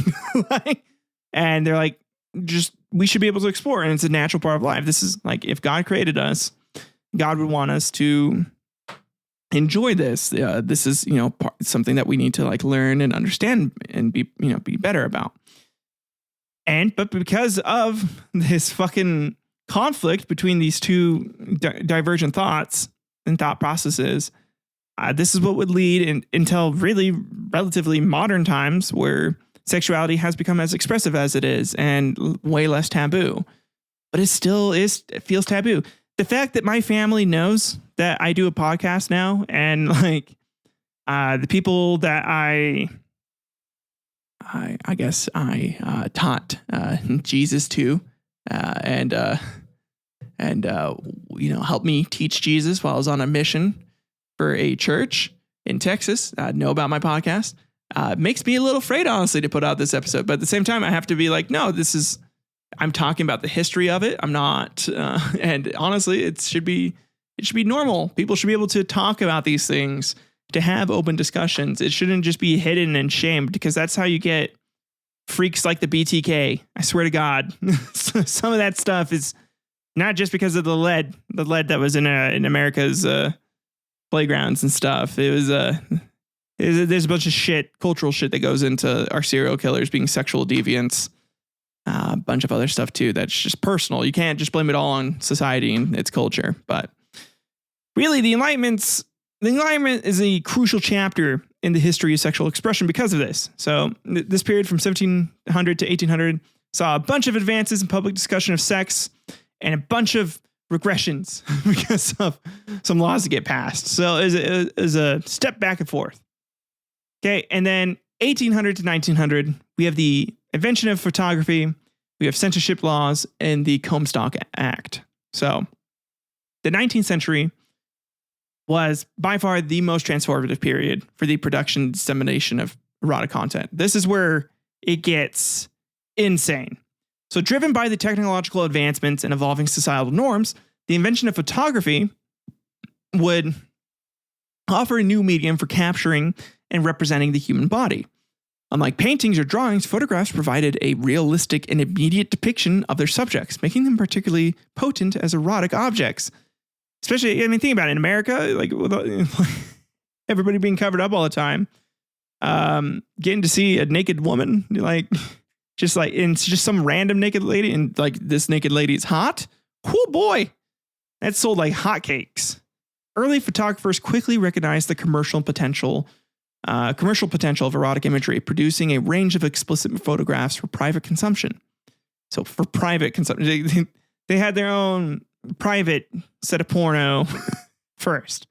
And then they shared with some friends, and then some of their friends were like, listen, I'll buy it from your buddy if he lets me see it. And they're like, well, shit, now I can make a bunch of money off of this. So producing a range of explicit photographs, these images often depicted nude or semi-nude women in suggestive poses, catering to the burgeoning market for visual erotica. One of the earliest and most notable examples of erotic photography is the work of Félix Jacques Moulin, who is a French photographer. Of course it was the French. Of course it was the goddamn French who did it first. He was active in the 1850s. Moulin's studio produced numerous nude studies, which were sold under the guise of art, but were often intended for erotic enjoyment. His work faced legal challenges. In 1851, Moulin was convicted of obscenity and imprisoned for a month. Despite, or perhaps because of, such legal risk, erotic photography flourished. Because it was taboo. Human nature is to go seek things that are taboo. They're interested. By nature, when it's mysterious and you don't know a lot about it, you want to go figure out more about it. I feel like, again, pornography wouldn't be such a problem in our society if we were more open about this shit, dude. I bet you kids would care less about like wanting to go look up like naked people if we were just kind of more open about like, hey, like this is what it is. It's not that cool. like it's pretty cool, but it's not the end all be all of everything. It's not your whole world. But when you are a teenager, my God, does it feel like your whole world at some moments? You're like, dude, I need to see tits. Like being a teen, man. Whew, being a male teen, those hormones fuck you up. So the proliferation of pornographic photographs raised significant concerns among moralists and authorities. The realistic nature of photography made it particularly controversial, as it was believed to have a more immediate and corrupting influence compared to other forms of erotic art. This led to a wave of legislative efforts aimed at curbing the distribution and consumption of explicit materials across Europe and North America. Governments enacted laws to regulate the production and dissemination of these photographs, and this really just showed how anxious these authorities were about morality and public decency. In the U.S., the Comstock Act of 1873 represented a major legal milestone in the battle against obscenity. This was named after Anthony Comstock, a fervent anti-vice crusader. Probably virgin, the act was part of a broader movement to purify public morals. Comstock, who was appointed as a special agent of the United States Postal Service, was granted extensive powers to enforce the act. The legislation prohibited the mailing of obscene, lewd, or lascivious materials, including books, pamphlets, photographs, and other items deemed inappropriate. The sweeping law also targeted contraceptives and information on birth control, reflecting just how fucking dumb they were, to be honest. Are you kidding me? Contraceptives and birth control is so important. And the fact that they're like, oh, God wouldn't want this. If you want to spill your seed, you have to spill it into a pussy and it better make a baby or you're going to hell. So stupid. God, I hate that. Hate it so much. The impact of this act was immediate and far-reaching. It really empowered Comstock and other moral reformers to aggressively pursue and prosecute individuals and businesses involved in this production. Involved in porn. Thousands of items were seized and destroyed. If your woman sent you a photograph of her titties, that was gone. It was gone. And the Act's broad and vague definitions of obscenity allowed for wide discretion in its enforcement, leading to a climate of fear and self-censorship among those who produced and distributed potentially contentious content. So, yeah, everyone was a little afraid of it. So a lot of people back then viewed it as a significant victory for God. However, it did spark considerable debate and resistance. Critics argued that the law infringed upon individual freedoms and stifled artistic and literary expression. Which, I mean, it completely did. 100% did. So, overall, this is where we start getting into more like moral battles, and we can view the interplay between technological advancements and Puritan morality essentially coming into complete conflict here, and individual freedoms and divergent thought taking place here in America. Historians such as Peter Mendez have explored the cultural and social dynamics of this period, stating the rise of pornographic photography in the 19th century not only pushed the boundaries of what was considered acceptable, but also forced society to confront the underlying tensions and contradictions in its attitudes towards sex and morality. It made them realize, like, well, if sex is natural, then why are we so, like, ashamed of it? And why do we feel so bad about it? And they're like, why is the church telling me to feel bad about this thing? And then we get to the 20th century, where the film of El Satorio was like, this is the first pornographic film ever. And then we have censorship and a bunch of legal battles again, because governments worldwide were still pretty Puritan in thought and didn't want like the public to be filled with debauchery, essentially. They didn't want to turn into Roman barbarians.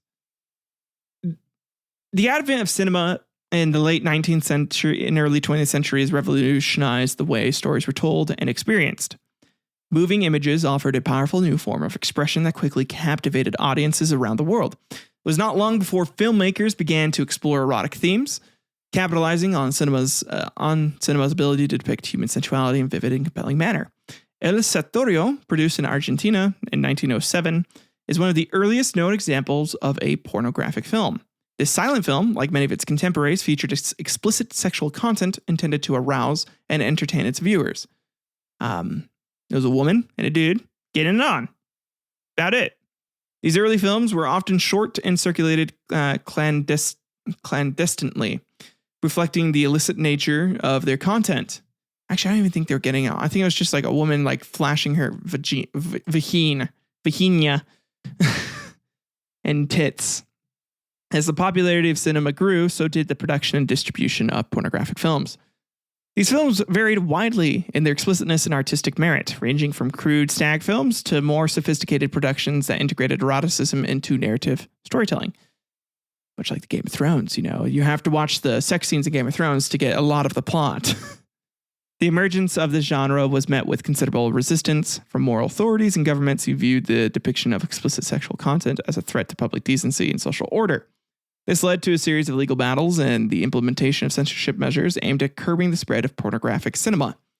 In the US, the Motion Picture Production Code of 1930, commonly known as the Hays Code, represented one of the most significant efforts to regulate the content of films.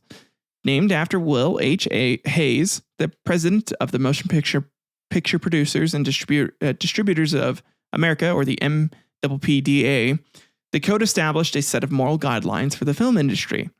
The Hays Code was designed to ensure that films adhered to certain standards of decency, prohibiting the depiction of explicit sexual content, as well as other morally objectionable material such as excessive violence, profanity, and drug use. The Hays Code restrictions on sexual content were particularly stringent. The code explicitly forbade scenes of passion that stimulate the lower and baser element, quote. And it required that any portrayal of sexual relationship adhere to traditional moral values. This meant that adultery, fornication, and other forms of non-marital sex could not be depicted in a way that seemed attractive or justified. Additionally, nudity and sexually suggestive behavior were strictly prohibited. These regulations reflected the conservative values of the time and the belief that cinema had a powerful influence on public morality.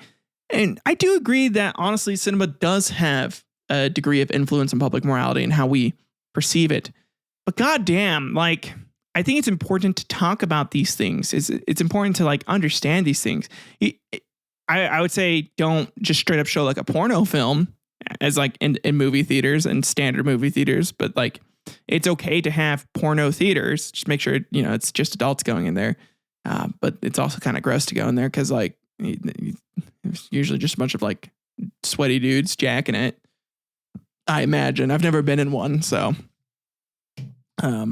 yeah, it'd be kind of weird just like sitting next to a bunch of other guys and like you hear the shuffling and you're like, okay, I know what's going on. Gotta ignore it and just focus on the film. Gotta try to finish before all these other dudes so I can get the fuck out of here. Oh man, back in the day, porn must have been so weird to view. But yeah, it's whatever. Additionally, the enforcement of the Hays Code just had this huge, profound impact on the film industry. Filmmakers were required to submit their scripts to the Production Code Administration, or the PCA, for approval before production. And completed films had to be reviewed to ensure compliance with the code standards. This led to significant alterations in the way stories were told and characters were portrayed on screen. Many filmmakers found creative ways to navigate the restrictions using innuendo, symbolism, and subtle visual cues to suggest erotic themes without violating the code. See, they'll just find a way around it, like everyone does. However, the overall effect was a homogenization of film content with a strong emphasis on upholding traditional moral values. Despite these efforts, the demand for explicit content persisted. And back then too, like homosexuality was like pretty much forbidden because it was based off of like religious beliefs, traditional moral values back then. So definitely a good thing that we changed that. Goddamn. Despite these efforts, the demand for explicit content persisted, and underground markets for pornographic films continued to thrive. The Hays Code also faced criticism from filmmakers, critics, and audiences who felt that it stifled artistic expression and failed to reflect the complexities of the human experience, which it does, because sex is a natural part of the human experience. It's part of human nature. And the more we continue to push back against it, the more we're going to cause problems in our society. It's how it is, man. If you accept it and you realize that it's there and it's not that big of a deal, I feel like less people are going to be weirded out by it. Less people are going to be freaking out about it. And it's going to cause less problems overall because people, if they're able to talk about these things freely, it's going to lead us to, happier couples, happier relationships, happier everything. God damn it. Doesn't lead to like women getting beaten like the 50s was known for. You're beating your wives. You didn't care if they, or climax from sex. It didn't matter. It just mattered that you got your rocks off if you're the dude back then. So, and nowadays, at least for my generation, it is important that your partner gets the sexual satisfaction out of the encounter just as much as you do, which is great. I mean, it's how the Islamic community was doing it back in the day. It's how a bunch of other communities were doing it back in the day. The Greeks, the Romans, they all cared about their partners equally shared sexual satisfaction from having sex, which is important. And really, the main problem was there was a huge struggle to regulate explicit content in films. It was not confined just to the United States. Many countries implemented their own forms of censorship to address the perceived dangers of pornographic cinema. In Britain, the British Board of Film Censors, or the BBFC, was established in 1912 to review and classify films according to their suitability for different audiences. The BBFC's guidelines were similarly restrictive, with a focus on protecting public morality and preventing the corruption of the youth. Oh, you can't let the youth get corrupted. Even though when I was a teen, I was caught staring off at my, neighbor while she was changing. The natural curiosity because I was repressed. Other shit like that. People, fucking dumbass teenage boys are going to look for ways to look at naked people. And dumbass teenage girls who have hormones swimming through them are going to try to, find ways to look at naked people or hear people talking about naked people or love and relationships in some way. It's just how it is when you're a teenager and you're going through that. Of course, they're going to see it. I wouldn't tell them to keep doing it. And if it becomes like an issue, like it's a bad problem, then, be like, hey, listen, your brain is a little too young for this. So maybe stop. realize that it's not the most important thing in the world. I don't know. That's a complex issue. That's so complex because it's like as a kid, when you're a teenager, especially like a repressed teenager, where you've been told like by authority figures, church figures, that if you look at this or if you do this thing, then you're dirty and you're an awful person, basically, which then makes it more taboo, which then kind of makes it more seductive in a way. It just causes a bunch of issues. So I feel like if you just normalize it, like my parents did, they have a problem then, Didn't really want to look at it anymore. I didn't really care. I still wanted to get down with people because you're a teenager and you have hormones going through you. So you wanted to go hook up with someone. That's normal. That's, again, normal part of it.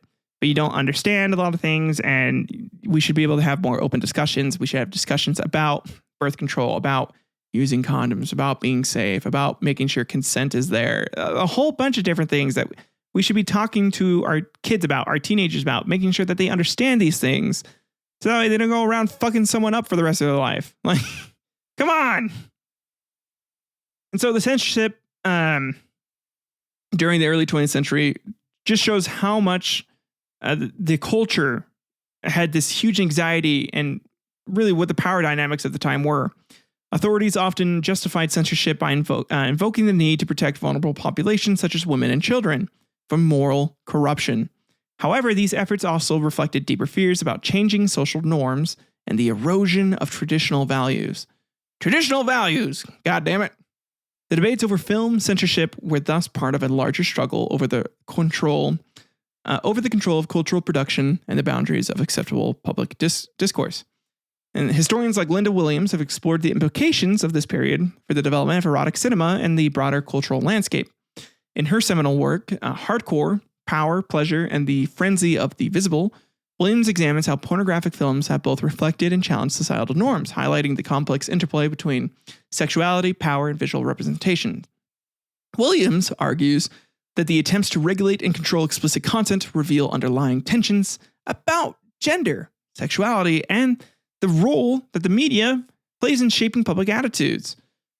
So, really, we have a lot that we can discuss here. But as we look back on this era, it is clear the history of erotic cinema and its regulation is not just a footnote or a story of prohibition and resistance. It is also a testament to the enduring human fascination with sexuality that has persisted since we existed, damn it! And the ways in which it shapes our understanding of identity, morality, and culture. The early pornographic films and legal frameworks that sought to contain them therein reflect broader societal struggles over the meaning and limits of sexual expression, offering valuable insights into the evolving dynamics of power and pleasure in the modern world. Because it's just people trying to tell other people what the fuck to do. And people have been trying to do that forever. And then in 1950, we get Playboy and Penthouse. Okay? And then 60s and 70s, we saw a bunch of sexual revolution. And oh boy, does porn get fucking crazy. So the launch of Playboy magazine in 1953 by Hugh Hefner was one of the most pivotal moments in the history of adult entertainment. Playboy's blend of sophisticated articles, interviews, and explicit photographs of nude women set a new standard for the genre. Distinguishing itself from the earlier, more crudely produced men's magazines, Hefner positioned Playboy as a lifestyle magazine aimed at the modern, urban male who appreciated fine living, culture, and sexual liberation. The magazine's iconic centerfolds became a hallmark of its brand, showcasing models in tastefully erotic poses that balanced nudity with a sense of glamour and sophistication. It wasn't all just about dicks and butts anymore, right? Or just, watching two people go at it. It's more tasteful, more sophisticated way to view your porn. It was fancy porn, basically. And Playboy's success paved the way for other adult magazines, most notably Penthouse, founded by Bob Guccione in 1965. Penthouse pushed the boundaries of explicit content further than Playboy, featuring more graphic and provocative imagery. Guccione's magazine also included investigative journalism and in-depth articles, but its primary appeal lay in its bold approach to nudity and sexuality. And thus began a competition between Playboy and Penthouse that highlighted a growing market for adult entertainment and reflected a much more sweeping change in attitudes towards sex and nudity. And then we have the 60s and 70s. This is often referred to as the sexual revolution. This was characterized by a dramatic liberalization of attitudes towards sex and sexuality. And this is pretty goddamn recent. We're talking like, let's say 24, so 54 years. Well, I guess it's been almost half a century now since this really started. But still, that's like half a human ago. Not that long ago. And this period saw significant social and cultural changes, driven by factors such as the feminist movement, the availability of contraceptives, and a growing challenge to traditional moral and social norms. The sexual revolution promoted greater openness about sex, leading to increased public discussions and depictions of sexual behavior in the media and popular culture. Mainstream media began to incorporate more explicit content, reflecting and contributing to the changing attitudes. So films, literature, and music of the era often explored themes of sexual liberation and experimentation. Do what you want, man. For instance, the film Deep Throat in 1972 became a cultural phenomenon. It was widely discussed and debated despite its explicit content.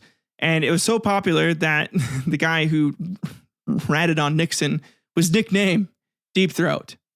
However, the liberalization of attitudes towards sex also extended towards the legal realm, where significant court cases redefined obscenity laws and the regulation of explicit content. One of these cases was Miller v. California in 1973, in which the United States Supreme Court established a new test for determining what constituted obscene material. The court's decision in Miller introduced a three-part standard. Material could be deemed obscene if it appealed to prurient interests, depicted sexual conduct in a patently offensive way as defined by state law, and lacked serious literary, artistic, political, or scientific value. The Miller test aimed to provide clear guidelines for regulating explicit content while balancing the rights to free expression guaranteed by the First Amendment. However, its reliance on community standards for determining what was offensive meant that obscenity laws could vary significantly from one place to another. Like in California, it was okay to, show people boinking it out in the ass, but in Utah, not so much. Or in Utah, you could, show 3 women and 1 dude getting it on, but like in Wyoming, not as okay. Things like that, basically. And so with that, this decision would have a huge impact on the adult entertainment industry and the distribution of explicit materials. And it caused a bunch of legal challenges and a bunch of debates. And with this, we would get the case of Jenkins v. Georgia, 1974, that clarified that not all nudity or sexual content was inherently obscene, reaffirming that context and artistic value played critical roles in legal determinations. These cases collectively contributed to a more nuanced and flexible understanding of obscenity, reflecting the broader cultural shifts towards greater sexual openness and expression. The rise of adult magazines and sexual revolution definitely played on society's views on sexuality as well, challenging traditional norms and making dudes realize, even like those normie dudes, those dudes who were like, oh man, this is all bad. As soon as they got caught, they would start changing their minds a little bit and, start being like, actually, porn is okay when they get caught with it, because everybody was looking at porn basically by then, especially Playboy and Penthouse. They played influential roles in this transformation, shaping public perceptions of eroticism and contributing to the broader cultural acceptance here in the U.S. of explicit content. And so from here, historians and cultural critics such as Barbara Ehrenreich and Eric Schaefer have extensively examined the impact of the sexual revolution and the rise of adult entertainment on modern society. And Ehrenreich, in her work The Hearts of Men, American Dreams, and The Flight from Commitment, explores how changing attitudes towards sex and relationships reshaped American culture and gender dynamics. Schaefer's bold, daring, shocking, true, A History of Exploitation Films, 1919 and 1959, delves into the history of adult films and their cultural significance, providing valuable insights into the evolution of erotic media. If you want to learn more, like if this episode doesn't do enough for you, please go check them out. They're great. They're great for exploring these themes and understanding this era much more than this kind of like general large overview of human sexuality that I am doing today. And so this stands from 1950 to 1980 as one of the most transformative eras in the history of sexuality in media. Ever since the advent of photography, and this is probably the biggest change here in history for that. And then we have the period from 1980 to 2000. We have the development of VHS, the video home system, in the late 1970s, and its widespread adoption in the 1980s marked a huge turning point for adult entertainment industry. Prior to this, access to pornography was largely confined to theaters, adult bookstores, and private collections, limiting its reach. VHS, however, allowed for the mass production and distribution of adult films, enabling customers to purchase or rent videos for home viewing. And they didn't have to, worry about the neighbor behind the row behind them coming on the back of their head. That would be the biggest fear of mine going into like a porno theater. I'd be worried about the dude behind me just jacking it off and just, not watching where his load goes. Oh God, it must have been so gross in there. I cannot imagine what those theaters must have been like. Oh, don't even want to think about it. But in here's where we'd have some of the most significant VHS pornographic films of all time. Films such as Edward Penis Hands, Casablanca, Ace Ventura, Crack Detective, Twin Cheeks, Titanic, Horry Potter and the Sorcerer's Balls, Pocahontas, Pulp Friction, Shaving, Ryan's Privates, Throbbing Hood, Prince of Beeves, Game of Bones, Winter is Coming, The Da Vinci Load, Forrest Hump, Sex Busters, Drill Bill, Legally Boned, Penetrator, Buffy the Vampire Slayer, The Texas Vibrator Massacre, Womb Raider, Ocean's 11 Inches, The Bear Bitch Project, King Dong, Crocodile Blondie, Beaver and Buttface, Sleeping Booty, The Whore of the Rings, The Cockfather, How I Wet Your Mother, Black Cock Down, White Men Can't Hump, Missionary Impossible, Schindler's Fist, Batman and Robin, Gangbangs of New York, Blown in 60 Seconds, Remember the Tight Ones, In Diana Jones and the Temple, Poon, Man on the Poon, My Best Friend's Wedding, The Porn Ultimatum, Robocock, Grinding Nemo, E.T. the Extra Testicle, Kinky Kong, Oklahoma, I Know Who You Did Last Summer, Bang Her, Behind Enemy Behinds, Bike Club, Breast Side Story, Bush Hour, Cock Block and Two Smoking Whores, Fast and Curious, Flesh Dance, Homo Alone, Glad He Ate Her, In and Out and In Again, May the Foreskin Be With You, The Inseminator, and The Italian Blowjob.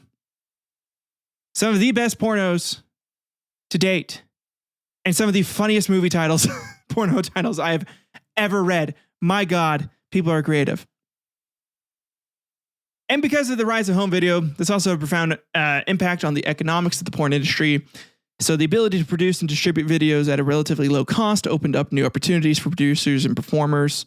Smaller production companies had independent filmmakers, and independent filmmakers could enter the market, leading to greater diversity in the types of content available.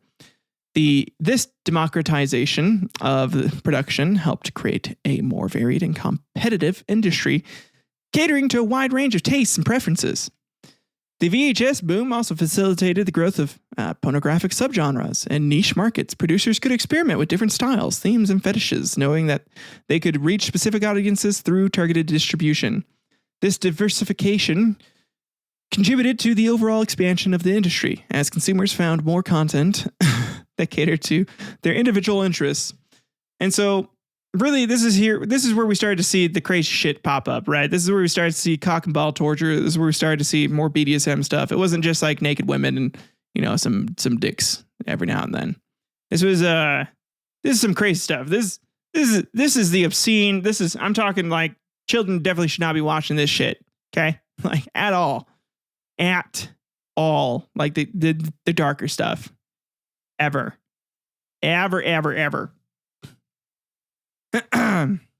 However, the increased accessibility of pornography through VHS also raised concerns about its impact on society. Critics argued that the widespread availability of explicit content could lead to negative social consequences, such as the objectification of women, the normalization of aggressive sexual behaviors, and the potential for addiction. These concerns prompted calls for stricter regulation and censorship, leading to ongoing debates about the balance between free expression and societal protection. And the advent of the internet in the 1990s brought even more porn. My God. So much goddamn porn. I'm talking all the porn you could ever want. I'm talking Japanese porn, which at the time was pretty fucking crazy. even in the 70s, they had some pretty crazy shit going on over there in Japan for their filmmaking and their porn making. It was huge over there. And with the rapid proliferation of pornographic websites, forums, and online communities would cause an unprecedented access to a vast array of content, from professionally produced videos to amateur submissions. Like, girl in college dorms gets fucked by huge cock, like on Pornhub. Shit like that happening all the time now. And the anonymity and convenience of online access further normalized the consumption of pornography, making it a routine part of many people's lives. The ability to stream videos online also meant that users no longer had to purchase physical copies, further changing the economic model of the industry. So it went from, making money based off of people purchasing videos to now needing sponsorships and to have ads or website traffic. And on the website, then you could have certain ads, and companies would pay for an ad space to like have their shit seen. And this would be part of the advent of the rise of tube sites, which aggregated and distributed vast quantities of content, often without the consent of the original creators. And so these sites operated on an ad-supported model, offering free access to users while generating revenue through advertising, like I had just mentioned. And while this model democratized access to pornography, it also led to significant challenges for content creators who struggled to monetize their work in an environment where free content was ubiquitous.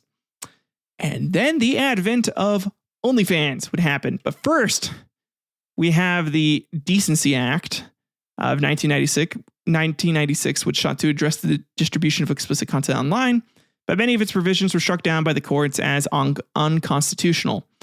And this legal ambiguity highlighted the difficulties of regulating an inherently global and decentralized medium like the internet. So immediately, the government immediately realized, oh shit, we can't control the internet. Fuck, what are we going to do? And they started thinking of new ways to control the internet, essentially, from here. And because of porn. Thanks, porn. God damn it.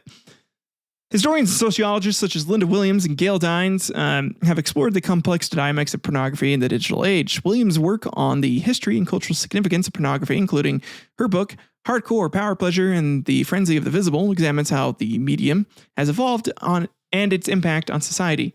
Dines, in her book, Pornland, How Porn Has Hijacked Our Sexuality, critiques the industry and its influence on contemporary sexual norms, arguing that the ubiquity of online pornography has shaped unrealistic and harmful expectations about sex, which I agree with, but it's only because of our Puritan views on sex and the fact that America has decided that talking about sex is something taboo and something that shouldn't be done. We need to be more open about it. We need to teach this. I wouldn't say like show them porn or something, but we need to have discussions about sex and sexuality when kids are going through puberty. God damn it, because they're going to be curious in it. We don't want them looking it up we don't want them to learn from porn. Okay, like at all. That's not how they should learn about sex at all, because that gives them unrealistic expectations, and it's only because they never had any expectations other than that set for them beforehand, because no one talked to them about it.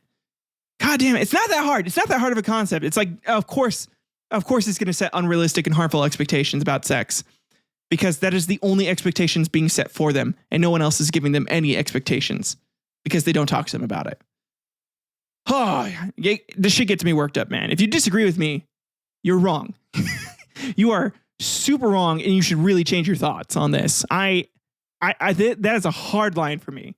If you think that we shouldn't be talking about sex in a healthy and appropriate way with our kids. We shouldn't be making them, we shouldn't make them feel shame about sex and their desires and like looking at stuff and wanting to look at stuff. You are dead ass wrong if you think that is incorrect. I'm not sorry. You're wrong. I don't care. You should be ashamed of yourself because you are part of the problem. You are why there's unrealistic and unhealthy expectations set for a bunch of teenagers across America right now on what sex is and what it should look like. Because porn is now their only way to gain access to that sort of information and to understand it. And that's where they're learning from because you're not teaching them. You're not doing your goddamn job as an adult and as a parent in this world. Oh, hate it. And so since the turn of the millennium, this digital era has solidified the internet as the primary medium for the distribution and consumption of explicit materials now. Always since Penny Dreadfuls, since Bone Carvings, we are now here to the internet with full-on videos where I can pay a woman right now to spread her asshole open, right? It cost me $20 on OnlyFans. I could go do that right now if I really wanted to. I don't really want to, so I'm not going to. But the proliferation of tube sites such as Pornhub, Xvideos, YouTube, other areas where you can show naked people is what really set it in stone. And then OnlyFans in 2016 allowed creators to share explicit content directly with subscribers, offering a more controlled and lucrative environment and better model for porn stars. Essentially gives them much more freedom and much more a much easier way to make money other than having to be like, hey, Pornhub, I have all these people coming in to watch my video, so the amount of ad revenue you generate from this, I am owed X% of it because of the traffic that I brought in, right? So you have stuff like that. There are a bunch of issues of consent and exploitation that have come to the forefront on discussions about the porn industry. There's a rise of revenge porn where explicit images or videos are shared without the subject's consent. It's often to shame or harassment is awful. And that should be 100% illegal, completely illegal. Anything that is not done without the consent of everyone involved in the making or production of that film or that content should be 100% illegal. And the people who distributed it and people who uploaded that should be prosecuted as if they committed a sexual attack, essentially, like a sexual assault is how I view it. So many jurisdictions have enacted laws to combat revenge porn, criminalizing the distribution of non-consensual explicit material and providing avenues for victims to seek justice. Despite these efforts, enforcement remains a challenge, and the anonymity of the internet can make it difficult to hold perpetrators accountable. It's harder, especially if someone's decent and they decent at technology, like understanding technology and understanding how servers work. They can mask their IP address if they're able to do that. If they can mask a couple other things, it makes it harder to track down. But the FBI definitely can track you down if you do it. You fucking dick. You assholes that do that. So the industry has also faced scrutiny regarding the treatment of performers and the conditions under which they work. Advocacy groups have called for better protections and rights for performers, emphasizing the need for informed consent, fair compensation, and safe working environments. Initiatives like the Adult Performer Advocacy Committee, or APAC, and the Free Speech Coalition, FSC, have worked to address these issues, promoting ethical standards and providing support for industry professionals. And legal responses to the proliferation of online pornography have varied widely around the world. Some countries, stringent regulations and censorship measures have been implemented to restrict access to explicit content. For example, China has a comprehensive censorship regime that blocks many foreign websites, including pornographic sites, and punishes the distribution of explicit material. Other countries, such as Germany and the United Kingdom, have introduced age verification systems to prevent minors from accessing adult content. Good. In contrast, the U.S. has generally maintained a more permissive approach, although individual states have enacted their own regulations, like Utah and Texas recently, where Pornhub now is like, hey, listen, due to your state's laws, you can't access this site, which is kind of, I think it's dumb the way they did it. I feel like there is a way to do age verification without having like your information getting stolen and distributed online. So there's a bunch of different ways you can do it without just being like, yes, I'm 18. I don't know. No, I do know. You encrypt the data. You have them submit an image of their driver's license, and they have to sign in with that profile. That profile then has to be protected with a password. And once you do that, then it's like, hey, my profile's protected. So I've proven I'm 18. Great. Shit like that should just be the standard. And that way we can make sure kids aren't getting on this, right? Even though kids are going to see stuff. But we should try and make sure the kids, again, they shouldn't feel shame for having looked at it or wanting to look at it. They should be told that, hey, it's normal, but it's not healthy. It's not the way to do it. Your brain's not developed yet enough. Cool off it. That's what should be done. God damn it. Don't make them feel bad for doing something that's natural, that's normal, that they feel the urge to do, because they're going to keep feeling the urge to do that, man. But just help them realize that it's not real. It's not realistic, and it's not the right way to do things. And they'll probably do it again, but they shouldn't. They really shouldn't be. And you just explain that to them. It's like, hey, I know you're probably going to do it again. And it's normal. I really don't think you should, because your brain isn't developed enough yet to understand why this isn't realistic and why it's not realistic, expectation for sex. But again, it's a complex issue there. And everyone's going to have their own way of talking about it, but just don't shame your kids. It's that easy. Otherwise they're going to keep doing it, and they're going to keep hiding it from you at that point. And then they're going to just lie about it.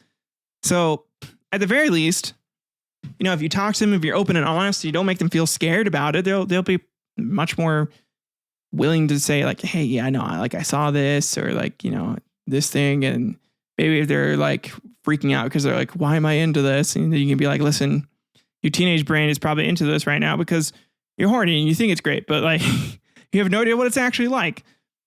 Again, this is something that you do with a partner, you explore over time, and as long as you and your partner are both consenting to the acts that you guys do together, everything's cool. Consent is key. So that's what you gotta do. You gotta make sure you get consent. So social attitudes towards pornography have also evolved with the increasing recognition of the diversity of sexual expression and the importance of consent. Public discussions about pornography have become more nuanced, acknowledging its potential for both positive and negative impacts. The mainstreaming of porn stars and the visibility of sex-positive advocates have contributed to a broader acceptance of sexual diversity and the normalization of explicit content as part of contemporary culture.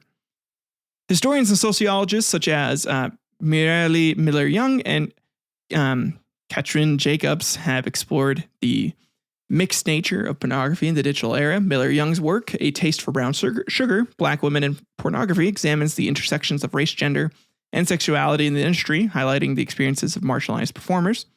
Jacobs, Net Porn, DIY Web Culture and Sexual Politics, analyzes the impact of user-generated content and the democratization of pornographic production, offering insights into the cultural and political dimensions of online pornography.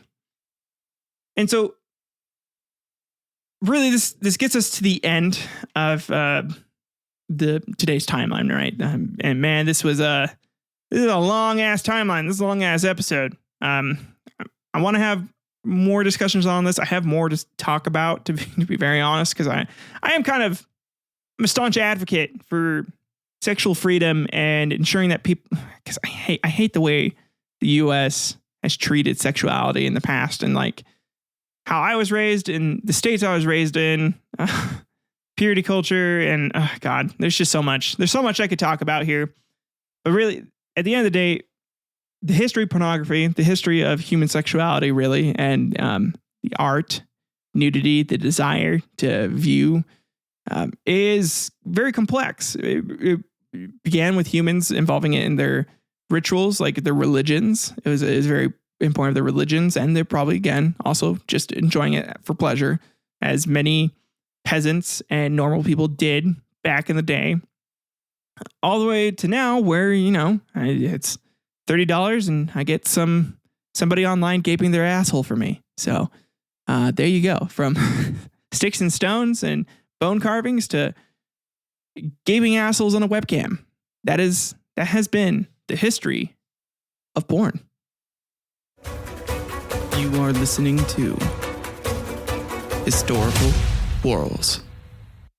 I want to thank everyone for listening to today's episode. If you liked it, please leave a like, leave a comment, subscribe. If you're on YouTube, leave a review. If you're on any podcast listening platform.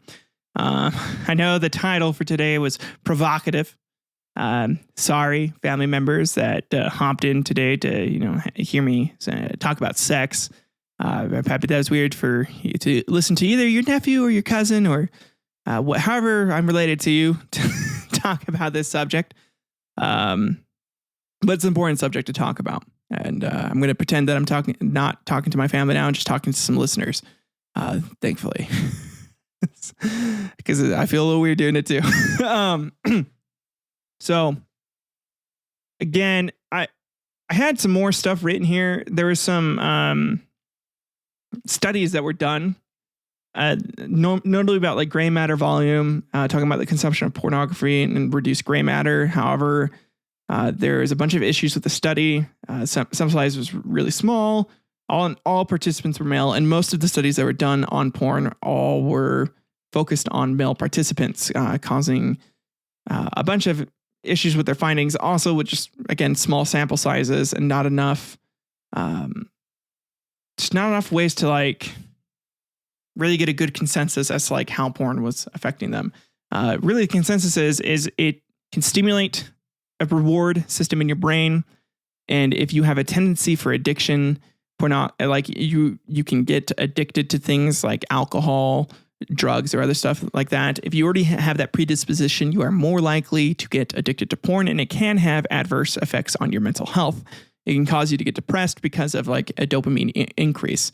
However, that finding still isn't even proven, again, because of the sample size being so small.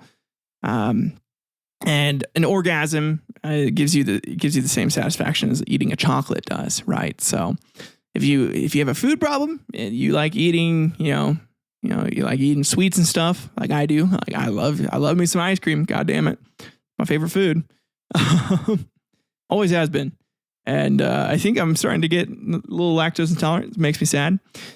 If you have issues like that already, definitely do not just don't tempt the bear, right? Don't wake the bear. Don't prod it. Stay away. Same with drugs. If you have an addictive personality or issues, I wouldn't even go near it, right? However, I would say you're not addicted if you look at porn every now and then. You only look at it like when you have free time. It's not detracting from your work. You're not so consumed by it that you can't go to like a family event without needing to go into their bathroom and look at porn and jerking off. If that is the case, then you do have a problem with porn. You have a serious problem because God damn it, there's a time and a place. Everyone knows that. Teenagers that feel like they can't control that. That's why you probably shouldn't be watching porn because you're going to have a harder time regulating your hormones. You can definitely, as a teenager, just jerk off. You don't necessarily need visual stimuli to beat off when you're a teenager. Trust me, I know. I guess maybe not everyone's the same, but like on a personal experience, I know I could. I could have jerked off to anything back when I was like in high school. God damn. Those hormones going through you are strong. It's crazy. Okay, so if you are a teenager listening to this, you needed to hear this. You're welcome. Don't feel bad for jerking it, flicking the bean, doing whatever. You shouldn't feel bad for that. But don't look at porn because you're not old enough to really understand like why it's not a good depiction of what sex is, and you are probably more than likely a virgin. Yeah, 100%. No matter what you tell your friends, you can't. At the end of the day, you can't lie to yourself. And you're just listening to some podcaster talk to you right now.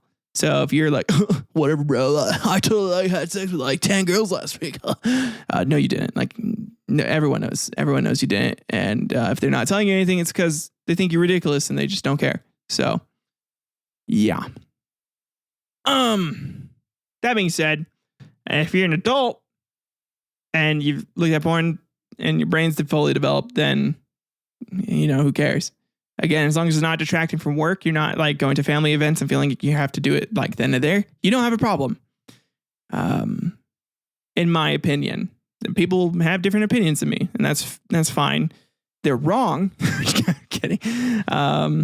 No. Everyone views it differently.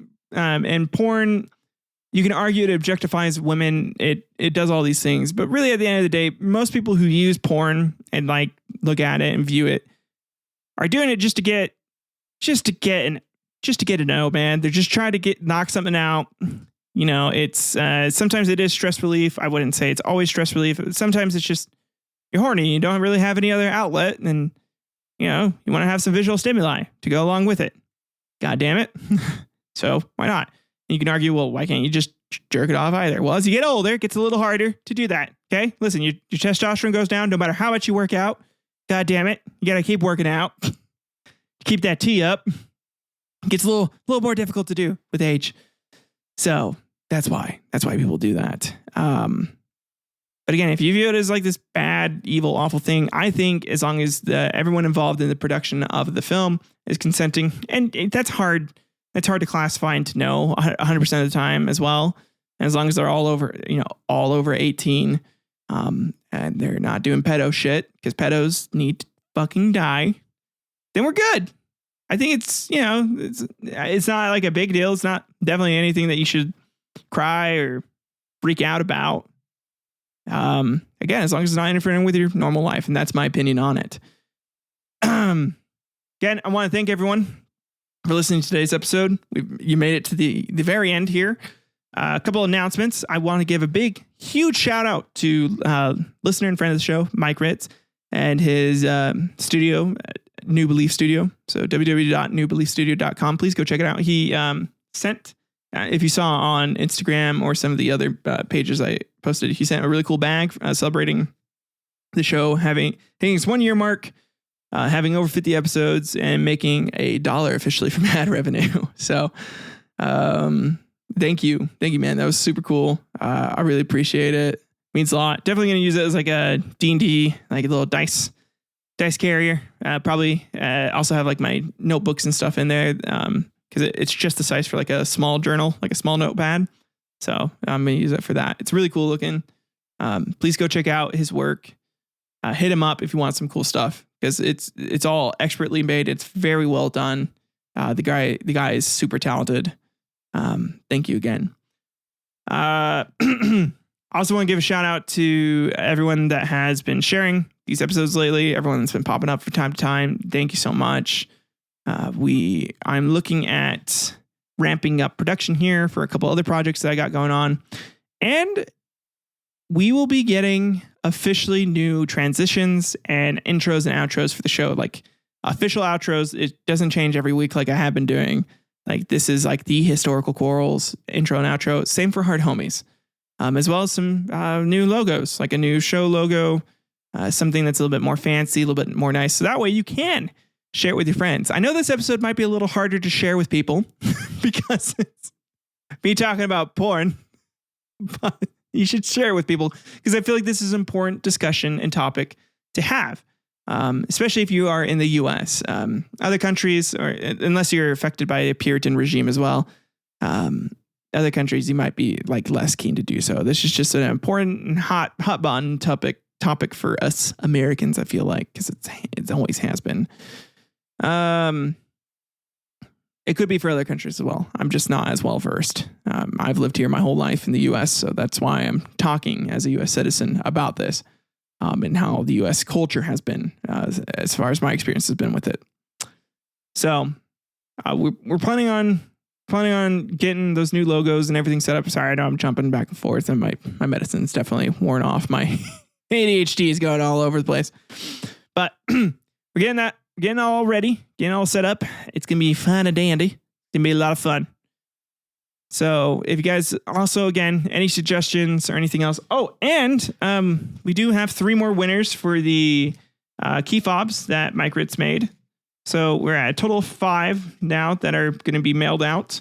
We have 4 remaining. So 3 normal ones, and then the grand prize one, the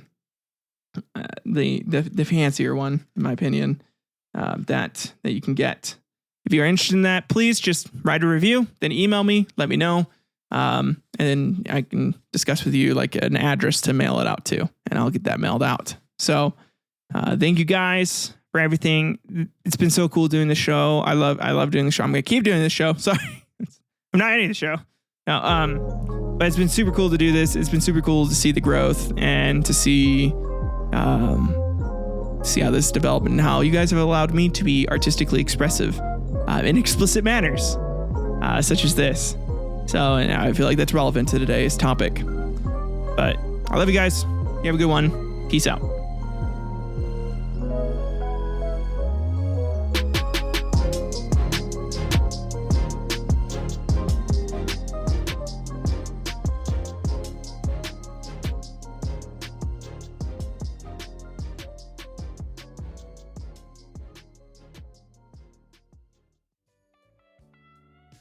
His other hand drifted between her legs, his cock pounding into her.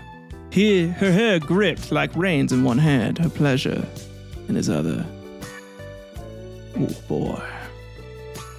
She was utterly at his mercy, and he knew it. He was snarling with desire, slamming home so hard his balls slapped against her.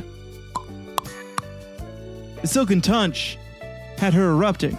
Her climax crashed out upon her, out of her inner muscles clenching him tight. Cassian roared, the sound echoing through the room. He became utterly wild as release found him, and he spilled into her with such force that his seed ran down her thighs. And then his weight fell upon her back, and only an arm that he threw out to brace them kept them from collapsing. Well, I guess that's sex.